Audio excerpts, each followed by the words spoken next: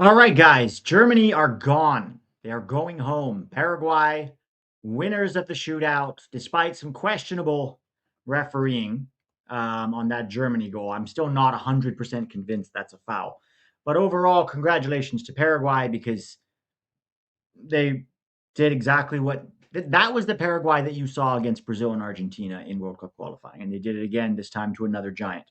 So congratulations to them. Germany continue to disappoint. That's 3 disappointing World Cups in a row now for Germany, right? I mean, grouped in the last 2, round of 32 grouped, it's rough. And they've got to figure out what it is. I don't know what it is. They have the talent to do better than they've been doing, right? But they're not. They're not a dominant force in world football anymore. They're just not, right? The last 3 World Cups seem to indicate that. So very poor for Germany, but congratulations to Paraguay. Some people will criticize them for parking the bus, but to me, you do what you have to do to win the game, and they did exactly that. So I don't begrudge them that win. Upsets are always fun, and the joy that so many Paraguayans will have now is very, very exciting. Um, all right, but we are not here for Germany versus Paraguay, guys. We are here for the Netherlands versus Morocco. It's going to be a fun game. 2 dark horses going up in a round of 32. Brazil squeaked by Japan, but then we did have the giant killing already in the round of 32. Tack's going to be here soon. Good reminder. I need to send him the link. This is going to be a really good game because both of these teams have a really good chance to go deep in this World Cup. And it's unfortunate for both of them that they meet this early, but that's football. That's soccer, right? So let me send this link to attack, and then we'll get into the starting lineups.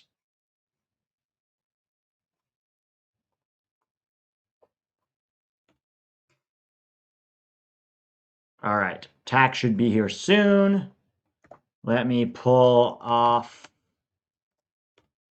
the starting lineups here. No, Mactical Tanager doesn't get in. And I'll put the poll up in just a second, guys, about who you think is going to win this game. Here's the thing. Should we do who do you think is going to win or who do you want to win? That's the question. What should the poll be? Tell me in the chat. Type either think or want. This is being played in the beautiful stadium that is the Azteca.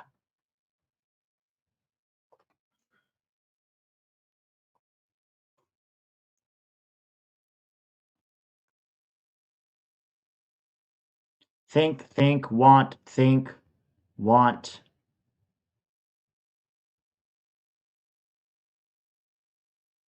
Think. Want. I'm not going to have to do a poll for the poll, am I? Oh, it's in Monterrey. Wait, it's in Monterrey. I thought it was at the. Oh no, they were showing the Azteca Stadium. The game is in Monterrey. Correct. They were showing on the screen the Azteca probably from earlier today, so that's why I thought they were playing there, but I guess not. Okay, let's take a look at the starting lineup here.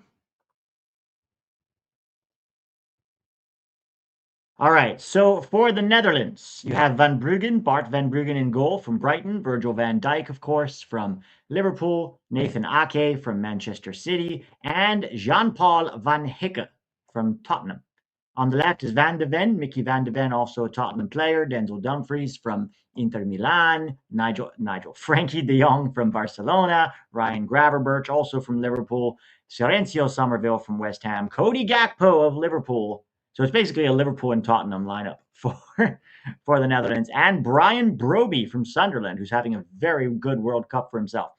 For Morocco, Bono, Yassine Bounou, I believe is how you pronounce it, from Al Hilal is in goal.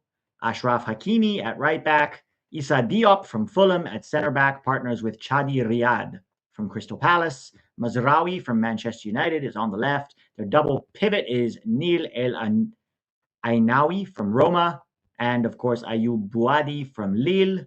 Azzedine Ounahi from Girona is their attacking midfielder. Brahim Diaz from Real Madrid is on the right.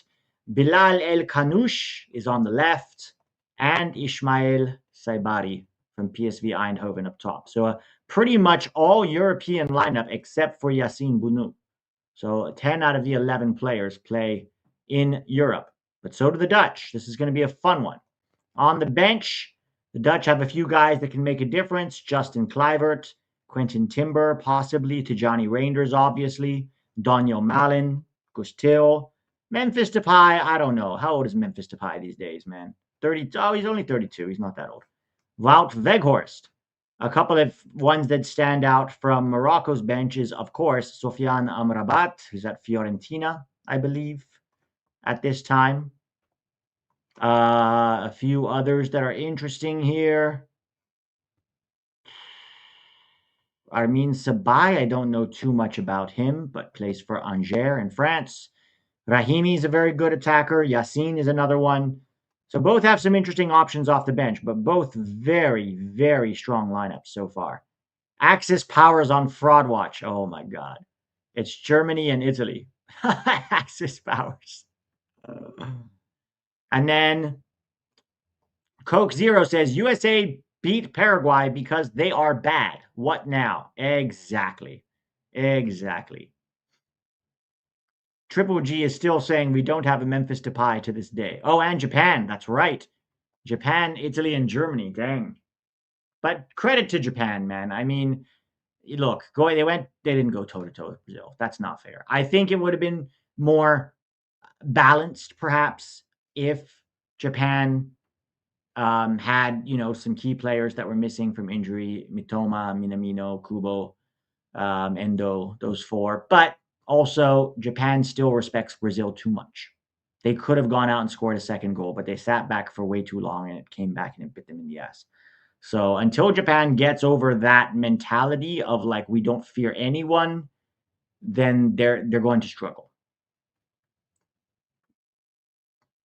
Paraguay has only conceded one goal since the US game. Indeed. Indeed. Credit to them.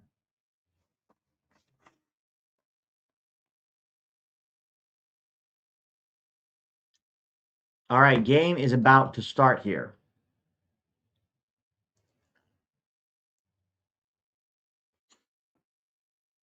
Who's this gentleman shaking hands with all the players? I can only see the back of his head.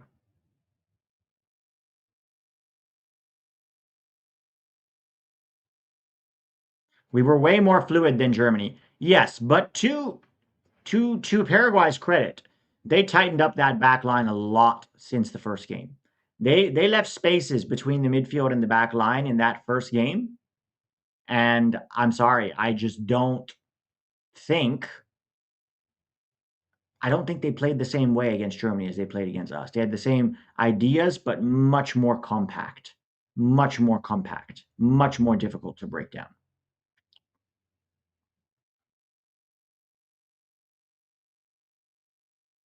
Our early goal is why we scored so many goals. Yeah, I mean, look, we haven't seen this team not score an early goal. In all three games, we scored an early goal, right? And that took the pressure off us and it let us play. We haven't seen how this team reacts yet when it's 0-0 at halftime. We haven't seen this Poch adapt to a game that maybe isn't really going our way. To his credit, we did come back against Turkey. It was 2-1, and we came back and we scored again early in the second half. So that was good to see. But we still haven't seen this first team when they're supposed to win, when there's pressure to win, and it's 0-0, and now you're in the second half, and the pressure is starting to ratchet up, and the opponent is starting to believe more and more they can do it. That we have not seen yet. So at some point, whenever we face that, that will be very interesting. Beautiful stadium here in Monterrey. Beautiful stadium. I love the mountains in the background. It's absolutely gorgeous. All right, game is about to start. I'm just going to decide. New poll. Who do you want to win? We'll go back and forth, okay? Sometimes I'll do who do you think and who do you want?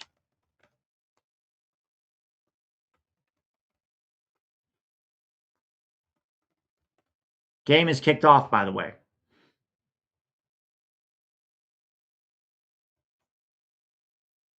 All right, go ahead and put your votes in, guys. Game is kicked off. Morocco in white and the Netherlands in orange.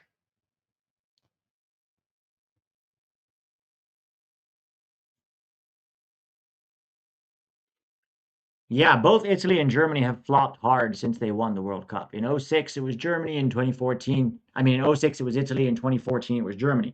At least Germany still qualifies for World Cups, even if they don't do very well at them. But Italy, man, not even bothering to qualify. Who's supporting Morocco and why? She said, let me tell you my thoughts. I want Morocco to win. I'm sorry, Netherlands. I want Netherlands to win.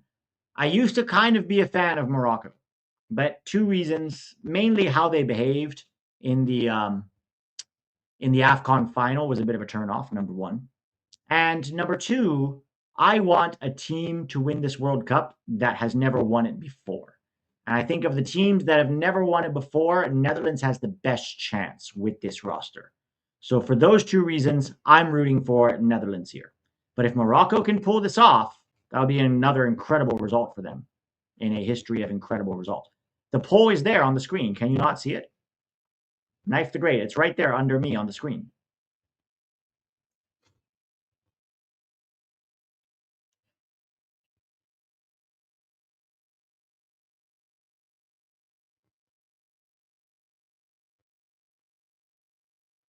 I sent it, Tack.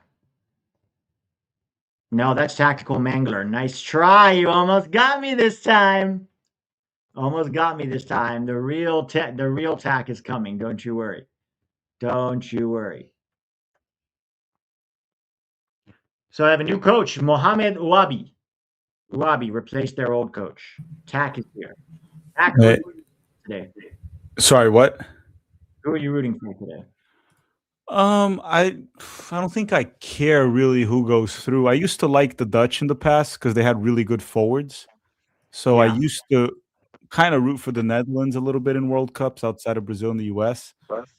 I guess I'll root for the Dutch because I picked them to win in my predictions. So I'll just root for them Mm. because I want to be right. But I don't have a dog in this fight. I don't care. Yeah, at the end of the day, I don't really care. But if I have to pick one, I'm going the Netherlands as well.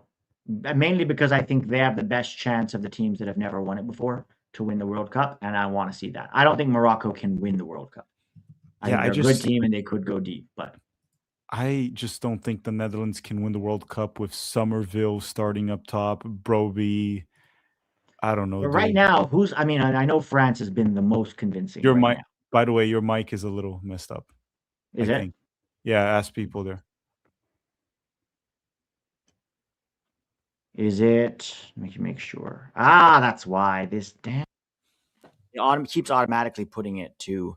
Is that better? Yes, now it's clean. Yeah, it keeps automatically putting it to my computer mic. What was I saying? No, you're talking about like the Dutch winning it. I'm just like with Somerville and Broby playing up tops. Like I don't know, dude. Yeah, but nobody has looked like England has not looked convincing. Germany are out. I think it's possible. It's more possible, let me say, than it has been at certain points in the past. Do you think they would be the favorites? I'm not even gonna go France because I think you would say France are the favorites for sure. Would they Even be the Spain. favorites against Brazil from what you saw? No, but it's much more 50-50 with Brazil. Brazil's more quality up top. That's I think the big difference. Yeah, but even though Brazil beat Japan, there's still real questions around that back line and that midfield. The Dutch didn't dominate Japan like Brazil did in the second half, right? Yeah, but that's the opening game. I'm curious to see what they look like today. I just think Portugal has not looked like they can win it. Colombia, maybe, but it's a stretch.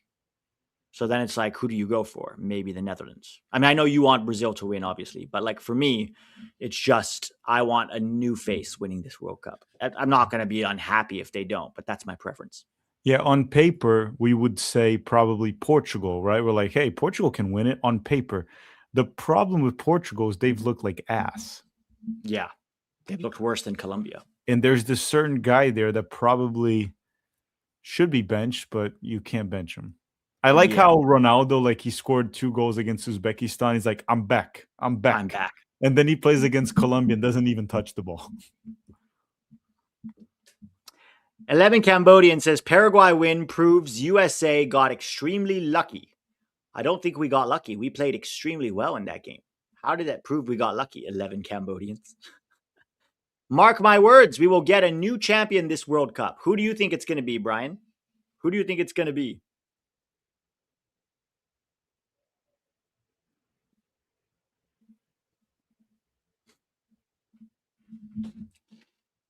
Long ball from the Dutch here. Mexico. Matthew Thomas, please be serious. Wait, someone said Mexico's going to win the World Cup? Yeah.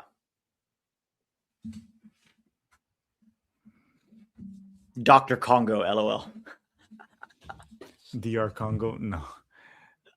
It's a tough one, right? What sucks right now is like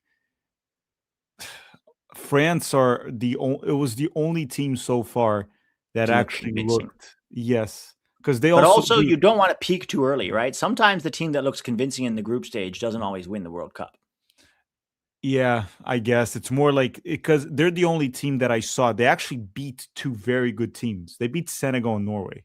Yes. I know. Well, Norway did And play Norway's tough. B team, but yeah. Yeah, but they didn't only beat. They really dominated Norway's B team, right? Yeah. So And they looked like they were doing it casually. It was like at a stroll almost. And I was like, oh my God. yeah. You never know at the World Cup, though. We saw today Brazil was almost getting knocked out by Japan.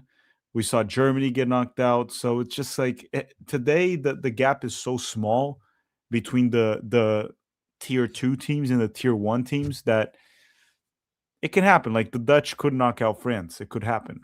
It could happen one day, right? I'm very curious to see how they look against Morocco because Morocco is a very stiff test. Every single player except their goalkeeper plays in a top five, either in a top five league in Europe or for a Champions League team in the Netherlands, right? Like Saibari. And even the ones who do, a lot of them play for Champions League teams in top five leagues.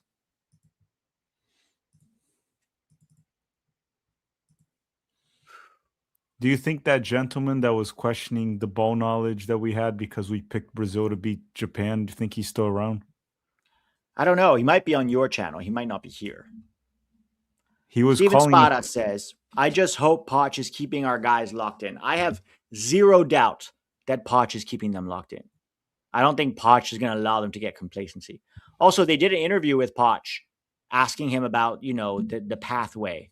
And he refused to answer any questions about the pathway. He's like, Bosnia, Bosnia, Bosnia. That's all we're thinking about. Bosnia. That's the only thing that matters, not the pathway. Bosnia. The pathway is fan talk. We can talk about it. We can talk about that. Poch and the boys, they just treat this like a final. Bosnia is the final. That's it. There's no game against Belgium or Senegal if we don't beat Bosnia. Exactly.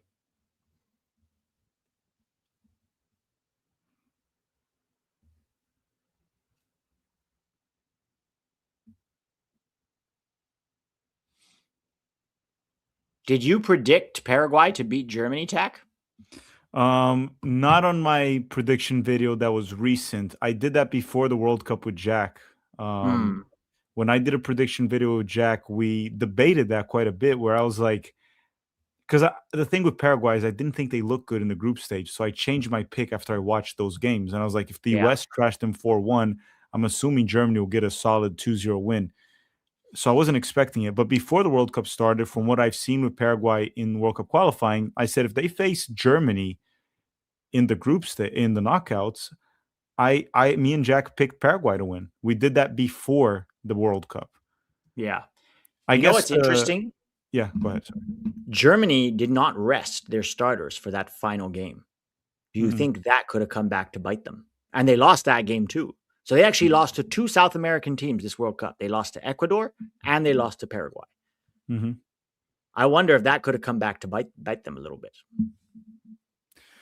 I mean, losing. So we lost with our backup. So the morale is untouched, right? The starters know they haven't lost the game yet. They lost, but also fatigue, right? And they were more fatigued. Obviously, you had extra time there. Germany, they could have won it in extra time too.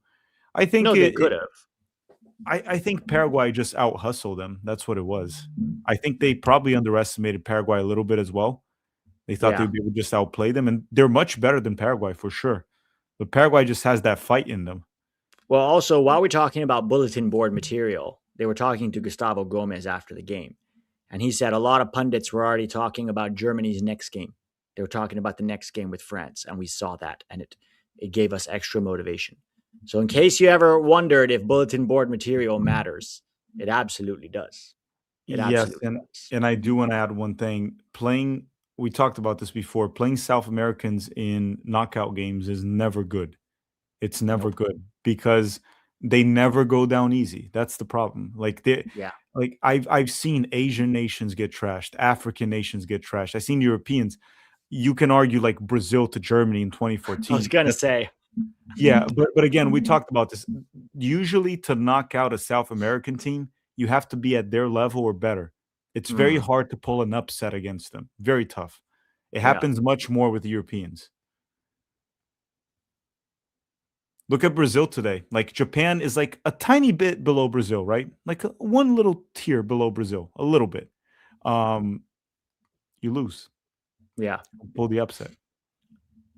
Really enjoying these dual watch alongside. Yeah, we're enjoying them too. We wish we could do more, but we can only do so many. Otherwise, we'll be exhausted by the time we get to the US games. Let me Mhm. ask you a question, Tack. Who do you consider a tier two team at the World Cup, and who's a tier three team? Okay, so what would be tier one? Like legitimate contenders? Legitimate contenders, or like. So I would still put. Here's how I put it. There's two ways you can do this. You can go, who is the favorites? To me, the favorites are still France and Spain, right? With a slight edge to France, I would say. Um, Yeah. Especially now that what's his name is Well, in I would charge. put Argentina in the same. I know they didn't play tough teams, but Spain didn't play tough teams and they didn't look great as well. So, Yeah, and now they have that injury too. The what's yeah, his I name? would put Spain with Argentina. Okay, so you could do it that way, where you go the favorites, and then you have the contenders, and then you have the dark horses, right? So the favorites would be Argentina, France, and Spain. Then Yes. the contenders, you would have put Germany there, but they're I gone. would say Brazil. Brazil. I would still put England in contenders just for their player pool. Yeah, player pool, you have to put England and Portugal, I guess, just because of player pool. England, Portugal, Brazil, Colombia. Netherlands, Colombia and Netherlands. Colombia. Yeah. I That's think five. Morocco could win today, but I don't s I know Morocco wouldn't really qualify as a dark horse because they already made it to the semifinals, but I can't place them as the contenders. No, no, no. They're not a contender. I would put Morocco in the same category as the US of dark horses. So the US, Morocco, I want to say Belgium, I guess. Belgium probably belongs in that category. Belgium, you can also throw, like, Mexico and Ecuador there and Norway. Ecuador, Ivory Coast, Senegal. Yeah, I guess whoever wins of those 2 games tomorrow, right? Ivory Coast Sure. and But Norway, like right Mexico and now. Ecuador. Right now, yeah. Yeah. Right now, Ivory Coast, Senegal. I would put Norway as a dark horse as well.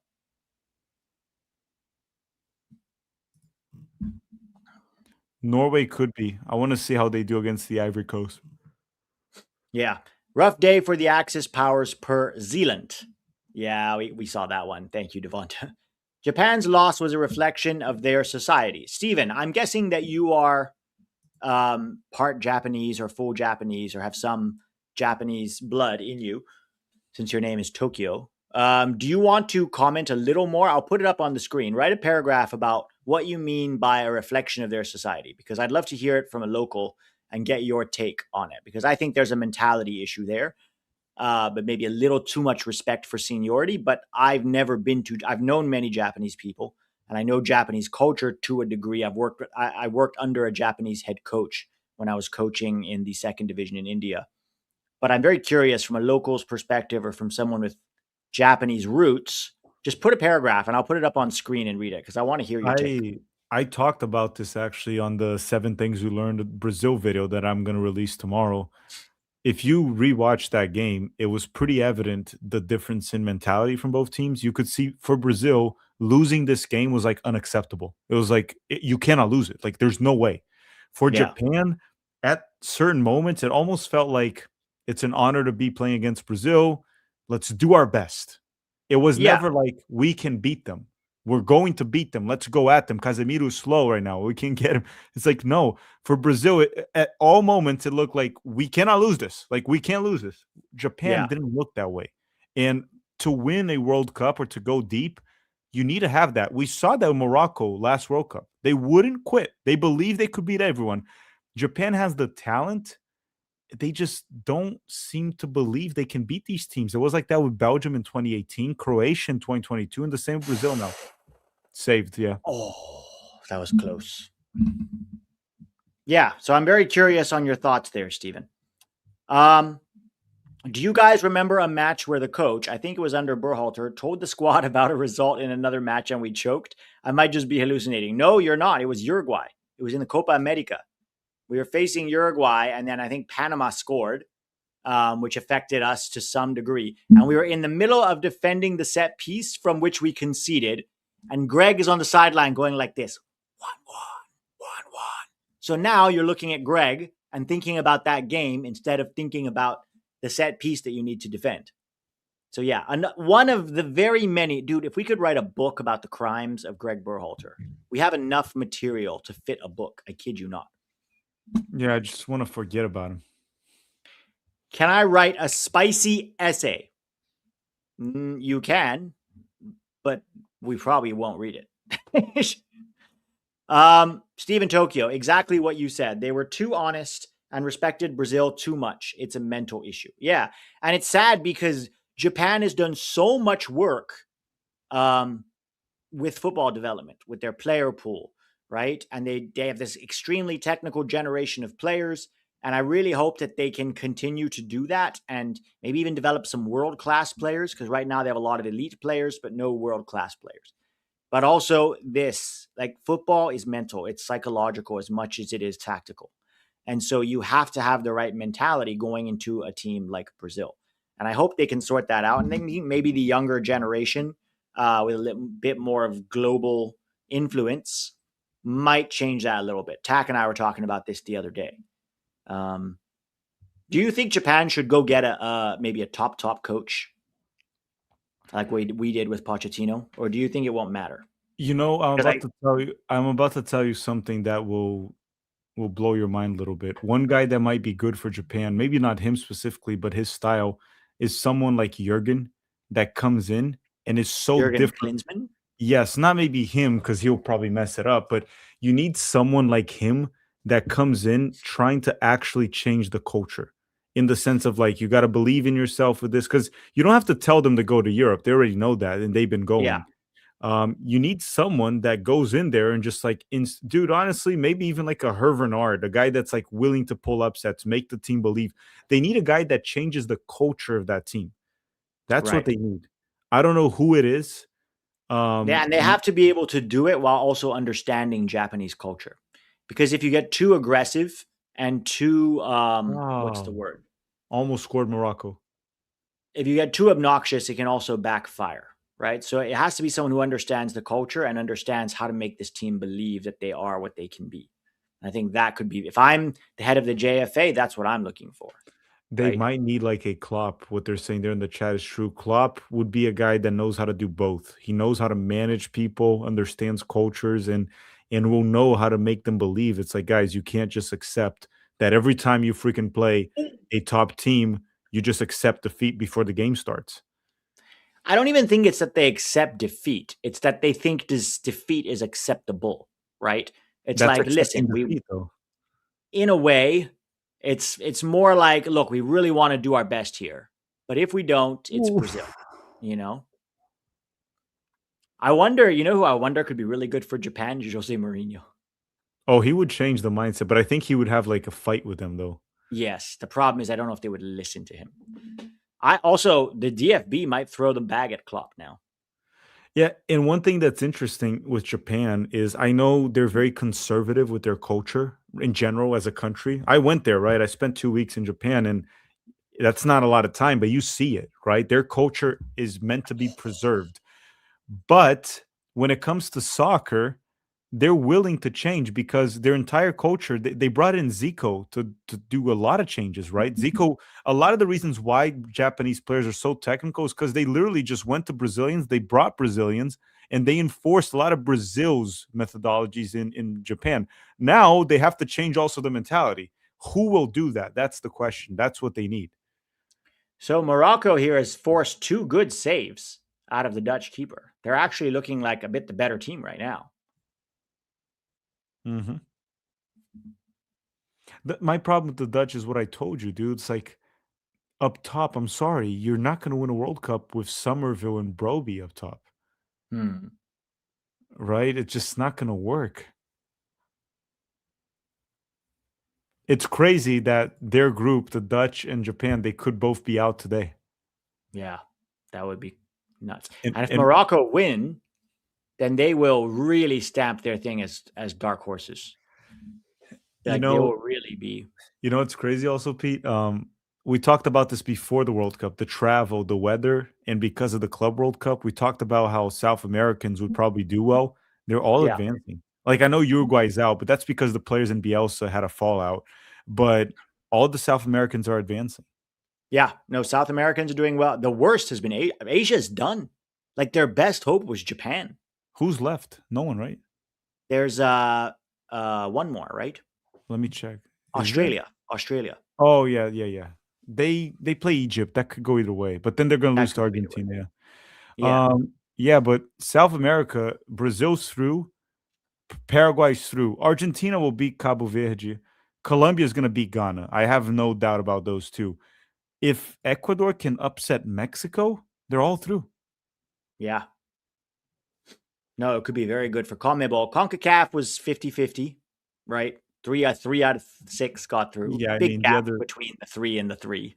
So, but the Canada other got three through. never had a Hopefully the shot, Pete. US gets through. The Huh? other three never had a shot. Curaçao, Haiti, and Panama.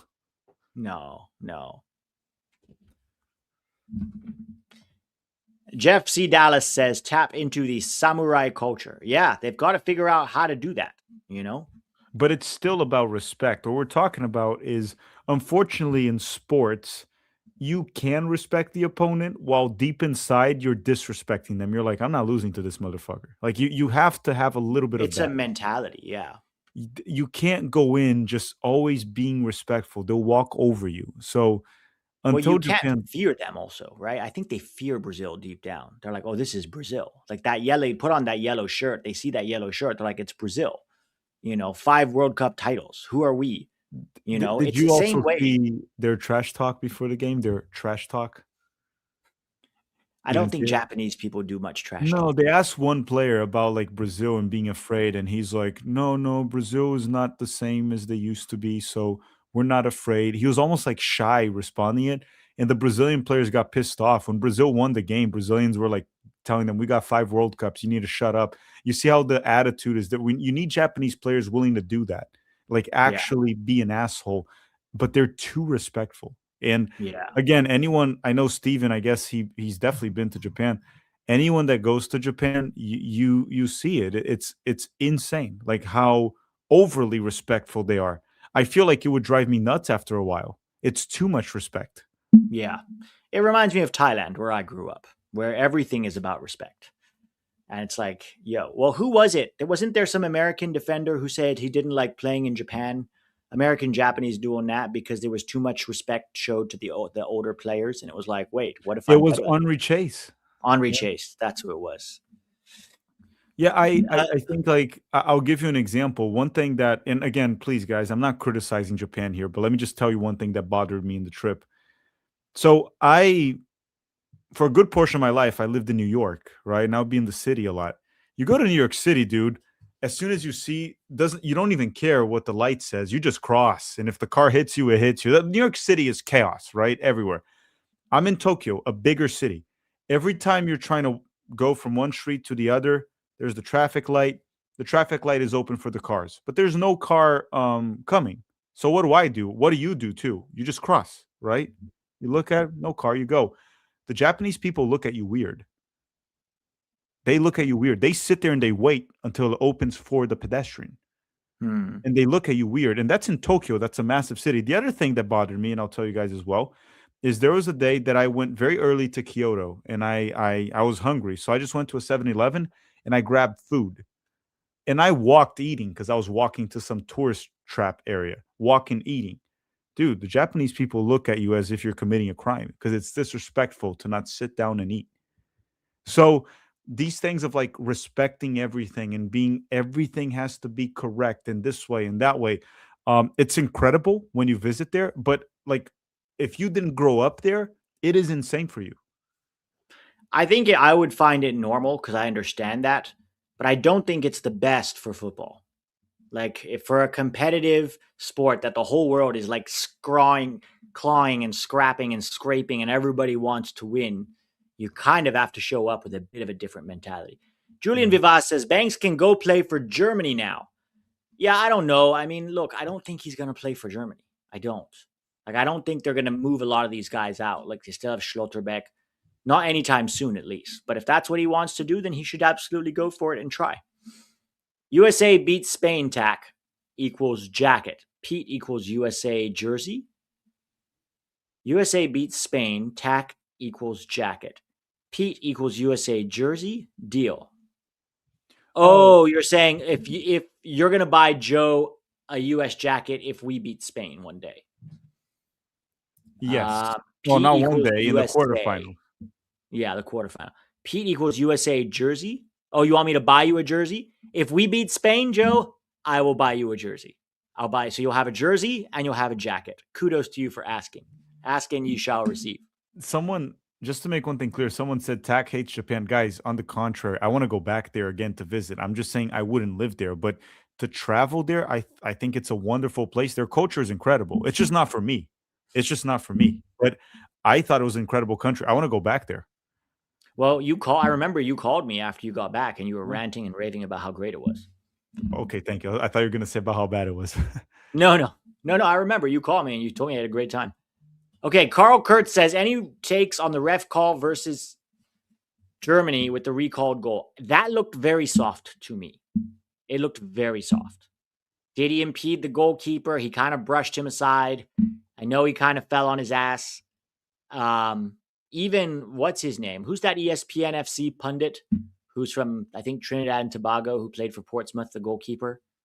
I I always forget forgot. his name. He even said it wasn't a foul. Yeah, He said it wasn't a foul. And wasn't. I think it was very soft. You can maybe make a case for it, but I think it was very soft. That's my personal opinion. Bosnia fans have been talking a lot of shit. Yeah, they have. They have. And I have no problem with that. They're the weaker team. They should talk a lot of shit, right? They're trying to body up to us and be like, we're not scared of you. I have zero problem with that. What do you think of Slonina to Parma? I don't understand this. Well, is it happening? Is it even worth talking about? It's It's not a happening. rumor. I would be very surprised if Slonina can Dude, start in his Serie A. agent does that. No, I'm not buying I into it. don't think it's true, guys. I really don't. Let's see. When I went to Japan, you hand your bank card to the store clerk with both hands. They are huge on respect. Yeah, and don't get me wrong, that's a very good thing in many ways, right? A culture that is puts a premium on respect. It just isn't the best mentality for winning soccer games against the best teams in the world. Whatever happened to Henri Chase? Is he still good? He got injured a lot.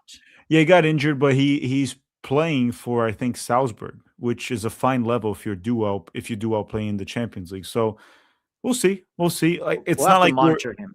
we're not super deep in the center back position. So if he starts playing well, we kind of need him. Yeah. They need Otani mentality, extreme self confidence. Yeah, Otani is an incredible, not only athlete, but he oozes confidence and he doesn't take any disrespect. Steven says, I lived and worked in Japan for almost 20 years. Nice. Are you still there now, Steven, in Tokyo, or are you back? Are you in the US? Raul Ramirez says they need to watch more Naruto episodes to find their will of fire and then bring about pain to the world of football. I know almost nothing about Naruto. I know It's just the term Naruto runner, but I don't know anything else it's about an it. anime, yeah. Oh no, Tack. Would you guys both go out to dinner with Jeff if we win the World Cup? I don't think No, so. that's where I draw the line. I'll buy you a jacket. That's where I draw the line. Winning the World Cup is not worth my parts being found in a van somewhere. What? Yeah, also, why? It's like we won the World Cup. Why would I do that to myself? Yeah, I'm trying to have a good time here. Jeff is gonna roofie me. By the way, the Dutch are not looking good, dude. Morocco's No, they're looking really good. not. They look very poor. Oh, I mean, Saibari. Oh, terrible. they could still pull the win at 0-0, right? But Morocco's looked better. Yeah, it's still 0-0. It's been fairly even. Morocco's definitely looked like the better team. They've created more chances.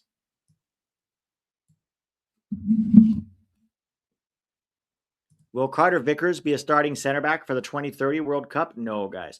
He's already in his prime. Carter Vickers is like 29, and he's constantly injured, and he's not that good, and he's just going to get older.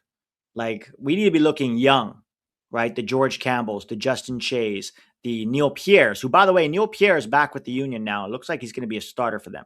This kid is 6'7", and he's 18 years old, and he has got a very good passing range, and he scores goals. I'm very curious to see what he looks like with the Union and if he can develop. Ethan Kohlers, the Christopher Cups, the Ramiz Hamoudas, the Andre Kurillas, the Ian Jameses. That's who we need to be looking to for the 2030 World Cup, not the old retreads. The only guys to me who should stay after the World Cup are Chris Richards, Alex Freeman, and Austin Trusty. Mark McKenzie, maybe in CONCACAF, but it's just been too many games with Mark McKenzie where he's got one mistake per game. And he's in his prime now, right? Mark McKenzie's like 27. So maybe not quite his prime, but he's close. So it's hard to, I think we need to move on from some of these. Definitely Riemann Robinson we have to move on from. Jeff says, I'm sad. Well, Jeff, I'm sure you understand. I'm sure you understand. It's not you, it's me. Exactly. It's us.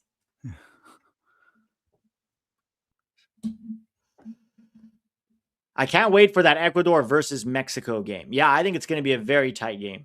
I could see that being 0-0. I was just going to say 0-0 and going to penalties. I could totally see that. My mom used to work for Sumitomo in the US while raising kids. She accidentally fell asleep at work and her boss was ecstatic. Who's Sumitomo?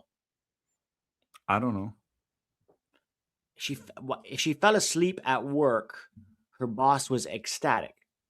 Still has her stamp. I'm so confused, E. Bailey. What does this mean? It's probably some Japanese company. Yeah, but she falls asleep and her boss is ecstatic, and then there's a stamp. I'm so lost. Union finally fired that terrorist Carnell. Yeah, man, that was terrible. That was...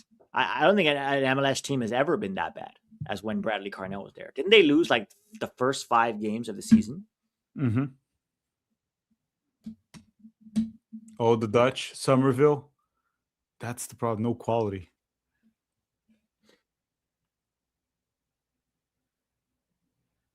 Yeah, they might both be out today. Japan and Morocco. Never mind, Dumfries. Is it Dumfries or Dumfries? I think it's Dumfries. But that's, I don't know, actually. I don't think it's Fries. I think Fries is the American way of pronouncing it. You know a game that I think will be actually very good tomorrow? Norway and Ivory Coast. I think we're going to see a lot of goals there. Yes, I'm going to be doing that one tomorrow. Because Norway's defense has been kind of leaky, and they can score. And then the Ivory Coast also goes at it. Yes, they do. Rock Bottom says, what took the Union this long to bring Pierre up? They've been asked all season. This from a Union/Aberdeen FC fan, born in Philly, moving to Aberdeen in the fall. Yeah, Bradley Carnell has not been a big fan of giving youth minutes, right? He let a lot of their youth go. He wouldn't give them... The only young guy that he's been playing was Frankie Westfield and then Kevin Sullivan a little bit off the bench.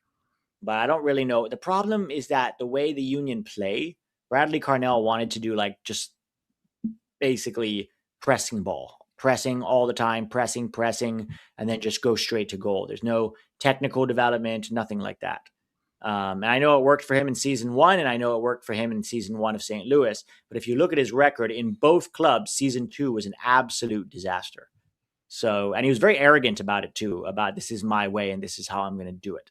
So, honestly, good riddance. Philadelphia Union has tried to be a club that develops players, and hopefully now the interim assistant is going to give both Cavan and hopefully, fingers crossed, Neil Pierre some minutes.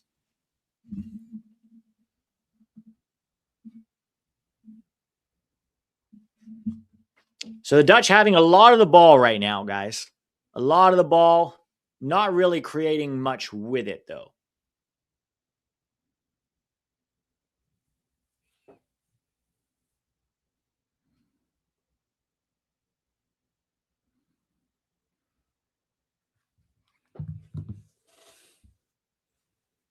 Yeah, Pete, this Dutch team doesn't beat France at all. There's no way. I don't think they beat Brazil either.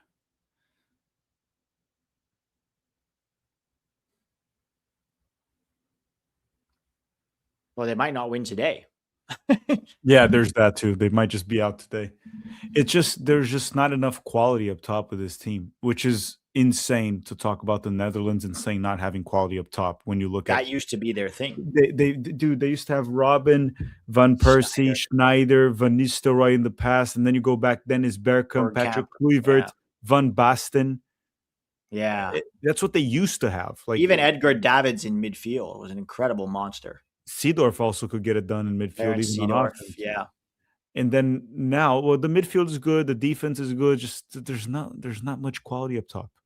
And did you see Robin van Persie's son? Oh, he's bleeding a lot. The Dutch player opened up his head. Ouch. It's a lot of blood. But what's his name? Robin van Persie's son is gonna play for Morocco. Wow. That's like Zidane's son playing for Algeria. Well, he played for Algeria because he sucks. Yeah. like Van Persie. But is Van Persie's son any good? He's decent. I mean, if you start or play for Morocco, you can't be bad, right? Algeria, on the other hand, did you see that they benched Zidane's son in the other game and the other goalkeeper sucked? He also sucked. So I even made the joke. It's like, so it was never nepotism. They just all suck. Like, oh, that's Van Nistelrooy. I didn't know he was an assistant with the Dutch. Yeah, he is. Okay, I will be at the Norway versus Ivory Coast game tomorrow. Really looking forward to seeing Haaland and Diomande. That's going to be a fun game, Raul. That's going to be a fun game. I hope you have a blast. Okay. I love Cavan more than Spicy Jeff loves Tack. Well, I don't think you should love a 16-year-old boy that much. I'm kidding. I know what you're trying to say. Well, but he compared to Jeff's love, and Jeff's love is a little bit weird. Yeah, I don't think you should love Cavan that much. But we get it. You love him as a player. Yes. But believe me, Spicy Jeff doesn't love us as, like, YouTubers. Oh, okay. E. Bailey explaining here. Nap at work equals you worked really hard, FYI. It's a quirk of Japanese work culture. If boss goes from 7 a.m. to 7 p.m., you cannot leave. Burns you out. Okay, so if you take a nap, it means you're working really hard, as in they want you to take a nap so that you work better when you're awake. That's an interesting concept. For me, if I take a 5-minute nap, I get energy, right? But if I take a, 1 or 2 hour nap in the middle of the day, I just wake up and I'm groggy for the rest of the day. I don't take naps. Ever? No. I only take naps if I didn't sleep because I have insomnia issues. I don't sleep at night sometimes. Naps are a sign of weakness in nature. If you took a nap, you'd be killed. Tack, have you ever known somebody with really bad insomnia where you can't sleep at night at all? It's bad. You have insomnia? I do. I have a really bad insomnia. Some nights I won't sleep a single minute. No matter what I do. Would you guys take Banks back after this cycle? Oh man, it's tough. Look, We were playing at a World Cup at home. That is a once in a lifetime opportunity. And he said no. It would be very hard for me to take him back because, especially, it depends, right? If he comes right now and says, listen, I was confused, they got in my head, I want to represent the US, I'll go down to CONCACAF, do whatever, go to Camp Cupcake if I have to. That's one thing. But if he waits 2 or 3 years and then when Germany doesn't call him up, then he's like, oh, I'll just go back to the US, then I would say no. I'd be like, no, you were with us, you left, that girl didn't want you, and now you want to come back. I just wouldn't call him up again. I just wouldn't. Like, we know, like, it was pretty obvious. I wonder if he actually rejected a World Cup. Well, he kind of did, right, by rejecting March. I just wouldn't call him up again. I know we need, but we do need to have some level of self-respect, even though we need a center back. And also culture, right? We've had culture issues with this team before. People not wanting to play during the Gold Cup, people thinking their place was guaranteed. I have a hard time believing that if we're this guy's like not only his second choice. So there's a difference between Balogun, who, guys, he did want to play for England, right? We know that. He wanted to play for England. He felt disrespected by England, and he came here and he represents the US with a lot of pride. But he never rejected us. That's the He difference. never rejected us, right? Banks was with us. He was with our youth teams. Okay? He was with our youth teams, and then he could have gone to a World Cup, and then all of a sudden, Germany gets in his head, and he's like, no, I don't want to go to a World Cup at home for the US. So I have a hard time believing that he's going to then go down to Panama or Trinidad and Tobago or Costa Rica and play on awful pitches and not sleep all night because they're playing drums outside your room. I just don't think we can afford passengers in this team. I really don't. I really don't. Did you see who the TV caught in the Paraguay Germany game? Who did they catch? Remember him? Fabio, the Paraguayan guy? Oh, Fabio was that was Fabio? Yeah, it's doing him, the little yeah. comma thing? Yeah, it was him. Oh, that's Fabio. Would you guys take bank? Yeah, okay. Smoke the za, Pete. It works like milk with a baby. Trust me, I have tried everything under the sun. And sometimes it works. There are nights that I sleep. And then there are some nights where I literally can't. I've dealt with this my entire life since I was about 3 or 4 years old. So it's not new. I've accepted it. I find ways to work around it. It's not ideal. It's just part of life for me. It's just everybody has their thing that they have to carry. Did you see Brazilian? So Brazilians and Japanese people are apparently going at it on Twitter this week. The Japanese people are super racist, and the Brazilians don't play. They play dirty. So in Brazil, a Brazilian account posted "fuck yeah," and they posted a video of the Nagasaki and Hiroshima bombs with the Brazilian flag on. Oh my God. They're freaking insane. I mean, let's just put it this way. Hopefully we don't play Brazil so we don't deal with their Twitter. That's to me, that's a bit over the line. They crossed the line there, yes. They crossed the line. That's crazy. Very good save by the Moroccan keeper, by the way. Gakpo taking the corner here. Yes, Benji Flowers to Chelsea, guys, but not until he turns 18. He's 15 now. He's going to FC Dallas. He'll be there for 2 years. Let's see how he does in MLS. I've never watched this kid, Benji Flowers, play, but a lot of people tell me that he's very, very, very good. So we'll see. I have a lot of people tell me things. Until I watch a player play myself, I'm not going to endorse them. I need to watch them play myself and see what they actually look like. Pete, I'm going to go now at halftime to eat something. One sec. I'm going to run to the restroom real quick. Go ahead. But I'm going to be back. I'm going to get something to eat, but go ahead. Say, does this ref want Morocco to win? I haven't noticed massive mistakes from the ref. Morocco is a little bit too aggressive at times, but that's not just this game. It's like every game. It's kind of crazy because in terms of quality, the game that we expected the least today was Germany versus Paraguay, right? Because, I mean, Brazil and Japan should be a top game. And then you have the Morocco-Netherlands, another top game. But the best game today so far was the Germany one. Might have been because I have something for penalty shootouts. Saying, Tag, you're gonna eat some Taco Bell. I'm not gonna eat Taco Bell. I have food at home. I try to eat at home as much as I can. It's a bit healthier. What I was saying, Pete, before I go get food and I'll come back here. What I was saying is that the game we expected the least today was the Germany Paraguay, and so far it's the one that delivered the most. I mean, the Brazil game wasn't bad, also, and also it was dramatic till the end, but the Paraguay Germany was the best one so far. This has been the Yeah, I worst was one. watching that game being like, I should have streamed this one. I should have done a live watch along for this. But This yeah, what a one, game. it's because on paper, this one's an incredible game, right? Two great teams, but not much has happened. It's been a very not slow-paced game, but neither team has created much so far. They're Yeah, both they're defensively very respecting. strong. That's the thing. Netherlands has a very strong defense, and so does Morocco.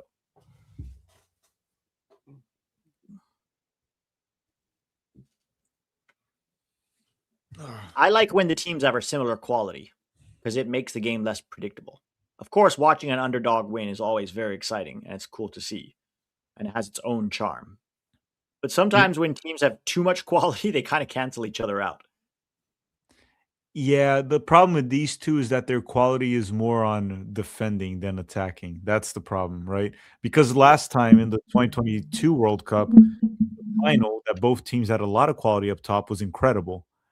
Well, Um, even France and Norway or France and Senegal were fun mhm. to watch. So this game, it's just that's why I'm worried. I'm gonna stream tomorrow the Mexico game. I'm worried about a 0-0 draw. Yeah. Ecuador, like Mexico hasn't conceded a goal, and Ecuador has freaking Ener Valencia up top. And then Mexico also struggles to create, and Yeah. Ecuador can defend well. It just smells like a 0-0 draw, or someone will squeak in a goal, like 1-0 or 0-0. But it's never what you expect. So watch. That's going to be a banger. It's going to end 3-3. 3-3 Ener Ecuador. Valencia gets a hat trick. Hat trick, Ener Valencia. All right, guys, we're going to end the poll when second half starts. So if you want to vote for who you want to win, right now, Netherlands are leading heavily with 68%. And here comes Morocco. Over. No, not Netherlands. Yo, it is Netherlands. Wow, you guys really picked Netherlands? I mean, I had it too, but right now, I would have changed my vote to Morocco right now. Well, this is who do you want to win. It's not who you think will win. It's who you're cheering for.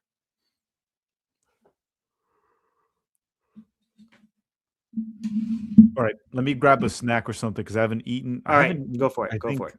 I think since the Brazil game. Holy crap! All right, I'll see you Go soon. eat I'll be something. back. Yeah, yeah. Oh, Morocco over the bar. Over the bar.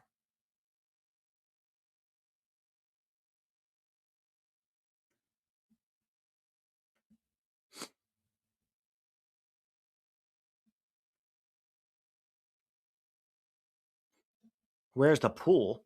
What pool?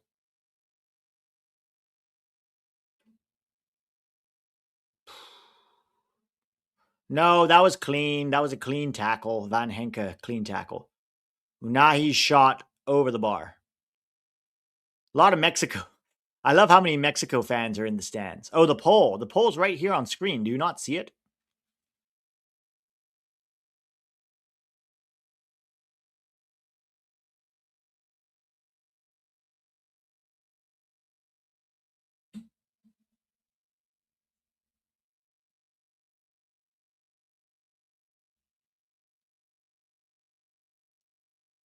You either type 1 or 2. See how it says type 1 or 2 in chat? You type 1 for Morocco, 2 for the Netherlands.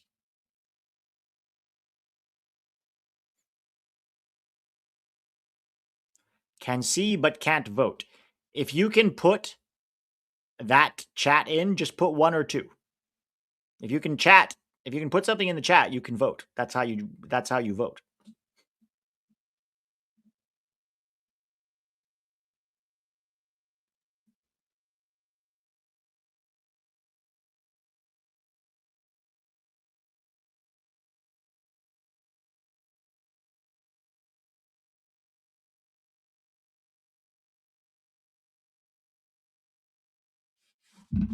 People keep launching fireworks outside the stadium.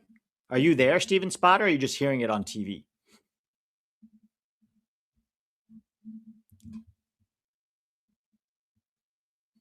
Okay, free kick from Morocco here.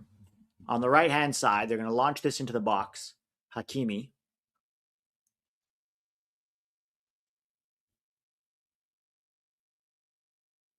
Crosses in. Oh! Oh my God. How did he miss that? Saibari. That was right in front of him.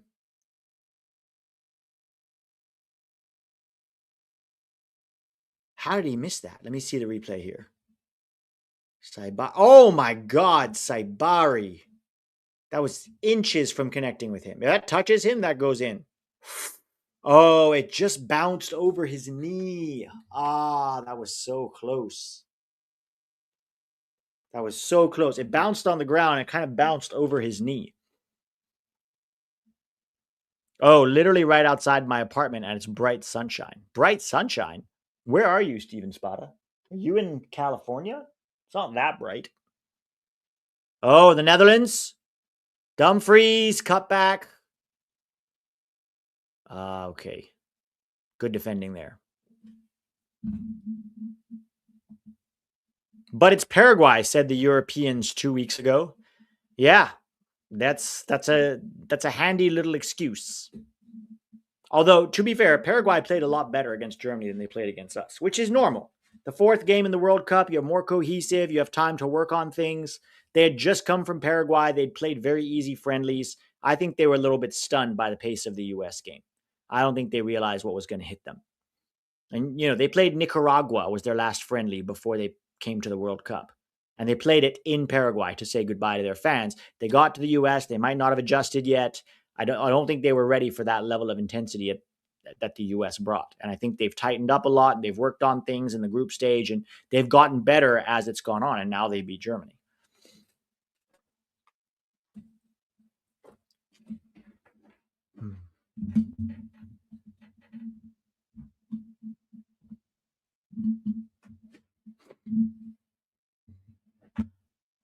Oh, you're in Alhambra. Why are people launching fireworks in Alhambra? Early 4th of July fireworks?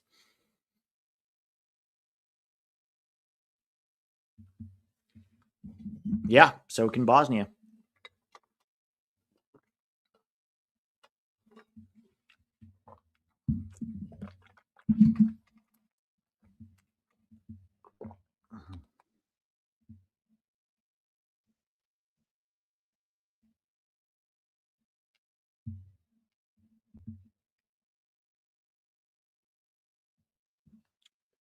All right, halftime, guys. Halftime.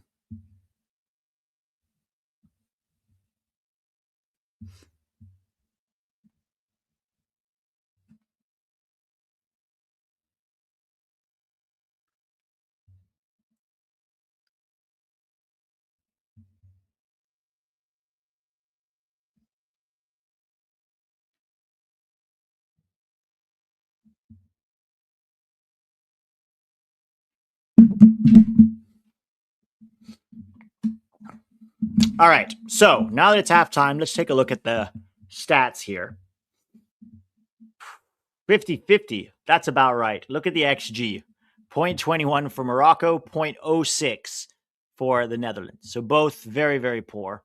4 shots to 3, 2 on target. So at this point, Morocco marginally better than the Netherlands, but not by much. It's been a very stale game so far. Pretty stale. Corners, shots. Yeah, it's been very, very even, guys. Very even.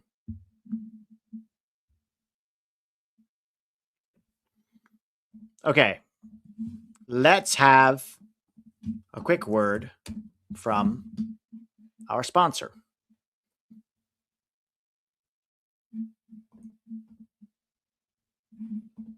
So FanDuel is a sponsor of the channel, guys. And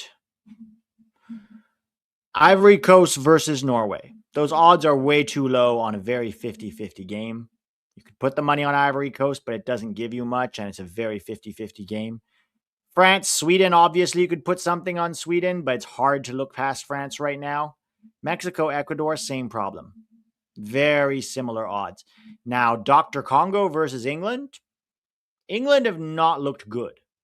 England have not looked good, whereas DR Congo have made a whole thing out of surprising. And England couldn't get past Ghana and struggled to get past Panama. So if I'm going to put money anywhere on these next few games, it's right here on Dr. Congo. All right. So thank you to FanDuel. 41 to 59% between Morocco and the Netherlands right now, guys.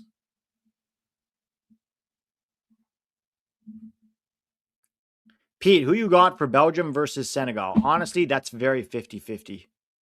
I think it could go either way, that game. Belgium have looked a little underwhelming, but Senegal have been very leaky defensively. Of course, they were playing Norway and France, but to ship 6 goals in those 2 games feels like a lot. And then they also shipped, didn't they? Who was their third opponent? Senegal was Iraq, right? They didn't concede any to Iraq, but they did concede 6 to Norway and France. So that makes me wonder if Belgium could smell goals, you know?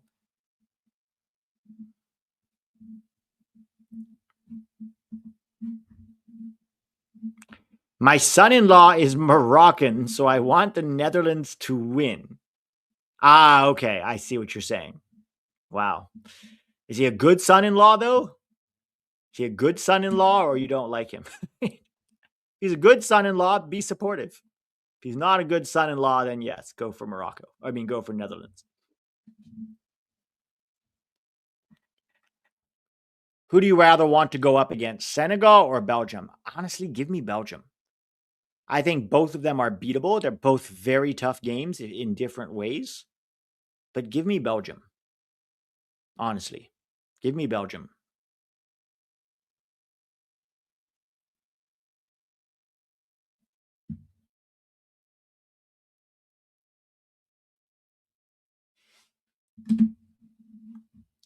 But yeah, Senegal could absolutely beat Belgium, guys. They could absolutely beat Belgium. Yeah, it's a revenge game from 2014, right? He moved her to Canada, so just don't tell her. So your Moroccan son-in-law moved your daughter to Canada, and you're bitter about that, so you're supporting the Netherlands. Got it. Okay, fair enough. You do you. We all have our reasons for why we support who we support. Yeah, De Bruyne could absolutely pull up some magic, but so could many of the Senegal players. Yeah, I don't know about facing Senegal twice, right? We just beat them 3-2. Sometimes the way the football odds work, you're probably not going to beat them twice in the space of a month. I think I'd want a fresh challenge in the form of Belgium. Pete, what's your favorite barbecue food? There's so many. I mean, it's hard to look past ribs. Barbecued ribs are the best. But I'm also like the simple things, burgers and fries. Burgers and hot dogs. Like a good burger, a good hot dog, hard to beat. A good burger, hard to beat. But for me, still number 1 is ribs.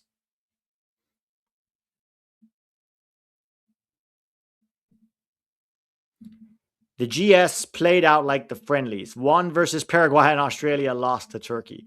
Yeah, but the odds of that happening a 4th time are lower. I know it's superstitious, It's superstitious, but brisket barbecue burger. That sounds amazing.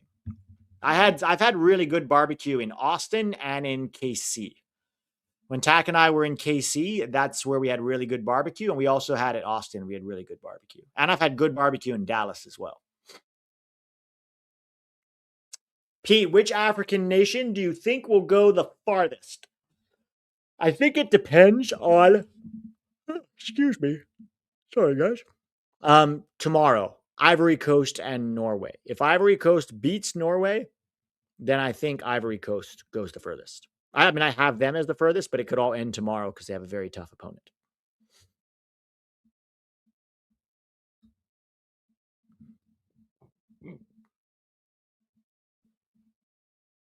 Luigi Tron, I'm not answering that one.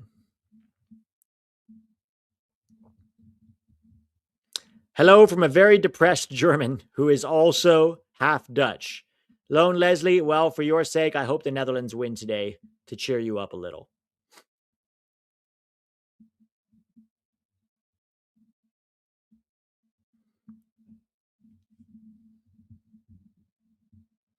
Yes, we did gift Senegal a goal. That is true. We gave Senegal a free goal in that game. Miles Robinson doing his Miles Robinson things. Are the hydration commercial breaks here to stay? I mean, for the World Cup, they are on Fox, but if you don't like the commercials, you can watch it on Peacock. Peacock or Telemundo.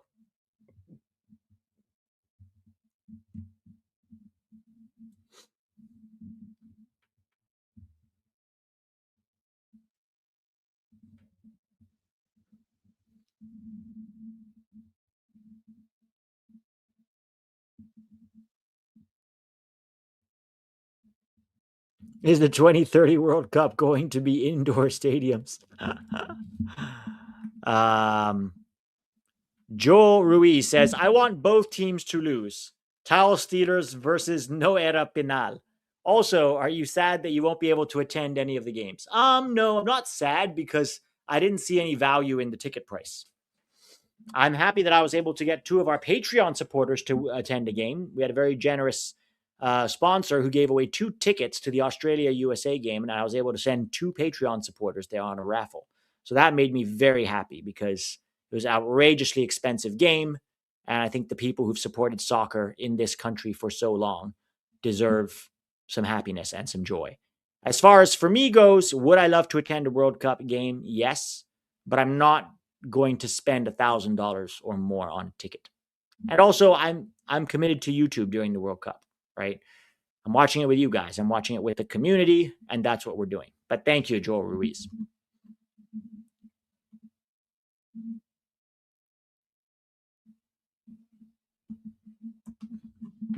All right, halftime almost over, and we should see the second half of this Morocco-Netherlands game. I wonder if this goes to penalties.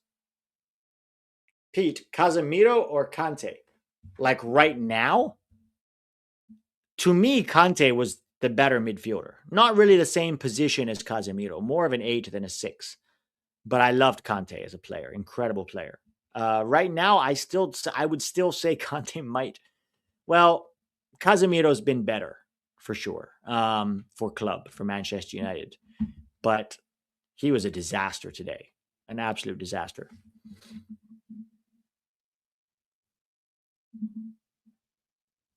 Did you upgrade your setup for the World Cup? Bigger TV or anything? No, I have a 52-inch TV, and that's plenty big enough for me. I can't get it. I'm literally in my bedroom. I can't get too big of a TV. I also have a self-tape setup and a desk and a bed. Like, it's hard to fit a bigger TV, but I'm pretty happy with this size. I don't want the TV to be too big. Let's see. Oh, wow. Thank you, Raul. That's very, very nice of you. Off topic, I actually have watched every Union game this year. I agree that Albert may have a higher ceiling, but Cavan mentality is what stands out the most. I agreed. Constantly asking for the ball, taking players on, taking free kicks during crunch time. No, I agree. Cavan Sullivan looks like he has that mentality. He's got that dog in him. And I think that could propel him very, very high. I still think there are aspects of his game that still need a lot of work, which is understandable. He's 16 years old, and he needs to find the line, right, where arrogance, which is a good thing, and confidence meets. There's a line where it's good to be arrogant and confident. If you cross that line, it can actually be detrimental, right? So he needs to find that line, which I'm sure he will. He's 16 years old, right? He's 16. But yeah, him and Albert, for sure, 2 guys to watch for this next World Cup. All right, Mex Boy 305. After the World Cup ends, make your list of U.S. current team plus young prospects for 2030. Do you see Pulisic, McKennie, Adams in the elite for 2030? So Mex Boy, we're definitely going to do that. After the World Cup ends, we're going to have a lot of videos covering both what just happened at the World Cup and then also looking forward. I think Pulisic, McKennie, and Adams will all be there in 2030. I don't think we're going to be so deep and so good that there's no place for them in the roster. They may not all be starters at that point, but I think they will absolutely be in the roster for sure. For sure. Greetings from Greece, Pete. Nice live, bro. Dimos Lucas from Greece. Welcome. Welcome. So yeah, we're definitely, trust me, when the US, leaves the World Cup, gets knocked out, we're definitely going to talk a lot about the future, what we should do looking forward, not just 2030, but like who we should bring in for that September camp. I think we should bring a lot of young players into that September camp, right? Think about Olympics and Copa America and how we should handle Nations League and World Cup qualifiers. We're going to definitely cover it.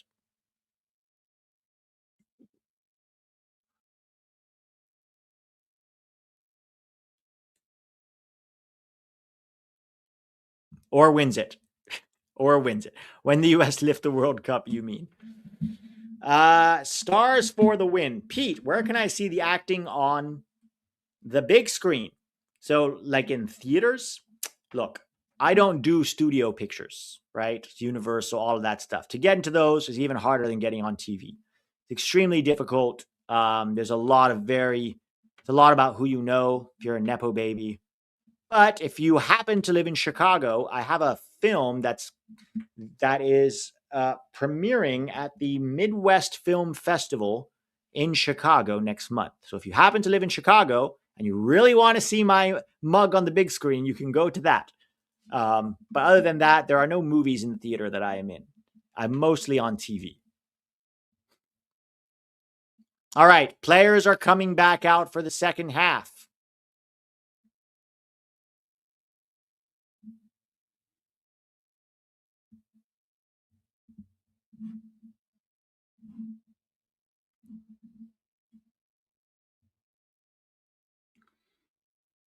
Second half is about to kick off, and we're going to end the poll. So the poll is 59% to the Netherlands to 41% to Morocco.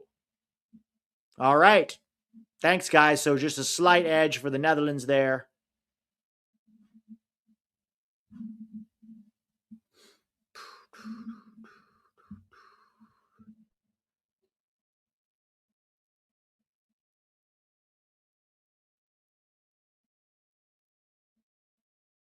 Biggest takeaway from this match so far, it's a very cautious tactical chess game.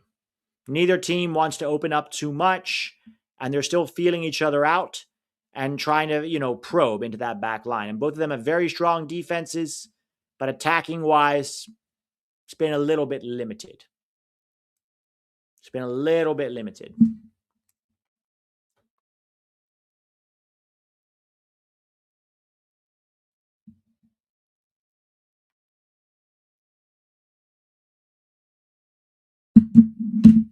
So the Netherlands passing it along the back line right now.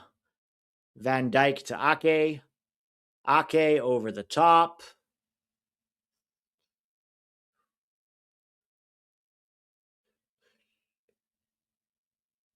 Oof. Brian Broby getting fouled. That's a yellow card for Unahi. Definitely a yellow card for Unahi there. Oh, he stepped on his foot. Oh, his ankle. Oh, he carved up his ankle. Dang. Oh, Issa, not Unahi. Issa Diop. Does Japan win with the best healthy and playing? Potentially. But here's my question. With Endo, Mitoma, Minamino, right, Kubo, would they still sit back as soon as they scored that one goal? I wonder if they would. I think they have a much better chance. But I'll be honest, guys, Brazil didn't look that good. There are some real weaknesses in the back line and in midfield. And I wonder if that could come back to bite them in the next round.